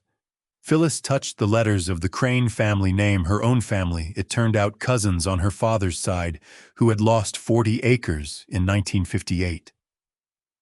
She had known for decades and had said nothing, and she stood now with her hand flat against the granite and didn't say anything for a while. "I worked there for 45 years, she said finally. "I know," Harold said. "I thought knowing and staying quiet was the same as not being responsible." Harold had thought about this kind of complicity, not the active wrongdoing, but the silence around it, the way things persisted, because people who knew let them persist. He had no wisdom to offer about it, but he understood that Phyllis had spent those 45 years carrying something she hadn't been able to put down, and that putting it down was what she was trying to do now with her hand on the stone. "You helped me," Harold said, "when it mattered." She nodded once and took her hand away from the stone. That afternoon, Frank drove Harold and Phyllis to Millbrook Cemetery. The county had been there first. In the potter's field, which had been brush-cleared by a work crew 2 weeks earlier, simple granite markers now stood at every plot where records existed. The markers were modest names, dates, the kind of stone that would last. But they were there, and they were legible, and they changed the quality of the ground entirely. A place that had been a forgetting had become a remembrance. Harold found his parents in the 4th row from the north edge. Raymond Edward Mays, 1920–1957. Estelle Porter. Mays, 1924–1957. He had brought daisies, fresh ones bought at the grocery store in the county seat the day before. Dried daisies had fallen out of the family Bible when he opened it in February. Fresh ones seemed right for today. He placed them against the base of both stones. He stood there for a while. "I kept my promise," he said. He had said the same words the first time he stood here in the snow with his palm pressed against unmarked ground. But the words meant something different now. Everyone knows your story. Everyone knows you fought. You didn't fail. He stopped, collected himself. You never failed. Frank and Phyllis waited at a respectful distance. Harold stayed as long as he needed to, which wasn't as long as he'd expected. He had already said most of what needed saying to the frozen ground in the dark of February. This was acknowledgement, not communication. This was the thing his father had done with the tape recording, speaking not to an empty room, but to a future he believed would come. The drive back to Millbrook was quiet. Frank and Phyllis didn't push for conversation, and Harold was grateful for that. He looked out the window at the county road and the bare fields beginning to show green at the edges and thought about how much had happened in 2.5 months. He had arrived here with nothing. He had a home now, and a community, and a history, and a name that meant something. He had a garden being planted, and correspondence to handle, and a recipe box on his kitchen counter with a card at the bottom that he was planning to use in 3 days. He had somewhere along the way stopped being a man defined by what he'd lost, and become a man defined by what he'd found. On his 73rd birthday, Harold made the strawberry cake. He used Estelle's recipe card, which he'd propped against the flour tin where he could see it. He made the buttercream from scratch, which turned out to be more complicated than the recipe indicated, resulting in something that was technically frosting, but texturally somewhere between clouds and cement. The layers came out slightly uneven. The strawberries were decent ones, the best available at the store in town this time of year, which meant adequately ripe rather than genuinely good. The whole thing looked, when assembled, like something made by a person who had never done this before, and had been guided only by good intentions and his mother's careful handwriting. Harold looked at it. Then he put it on the kitchen table and found the candles Phyllis had left in a drawer for this purpose. Frank arrived first, then Dorothy and George, then Phyllis with a covered dish of something warm, then 2 of the others from the town meeting group. Then Pastor Yoda carried up the driveway in Frank's truck, because his own car had developed a habit of not starting in cold weather. They crowded into the kitchen and the dining room. Someone had brought wine, which Harold didn't usually drink, and drank tonight. Someone had brought a card signed by people from the town meeting. The pastor sat at the head of the table in the chair that had been Harold's father's, and told a story Harold hadn't heard before, about Raymond getting his one good dress shirt caught on a fence post 3 Sundays in a row, always the same shirt, and always the same fence post. Harold lit the candles. They sang off key and enthusiastic. He made a wish. It was wordless and specific, the kind of wish you make when you know the person you're wishing toward a wish, sent to 2 people, and also to a third. He blew the candles out. The cake was imperfect and exactly right. The frosting tasted like something he had been trying to remember his whole life. "This is good," Dorothy said. "It's my mother's recipe," Harold said, after, when the dishes were washed, and his guests had said their goodbyes one by one and driven or walked their way back into town. Harold sat at the dining table with a cup of tea and the paperwork for the Raymond and Estelle Mays Education Fund. He had established it 2 weeks earlier, with a portion of the modest settlement the county had paid. Not a large amount, but enough to provide annual scholarships for adults who had aged out of foster care money, for books or application fees or community college tuition. The small concrete things that made the difference between continuing and stopping.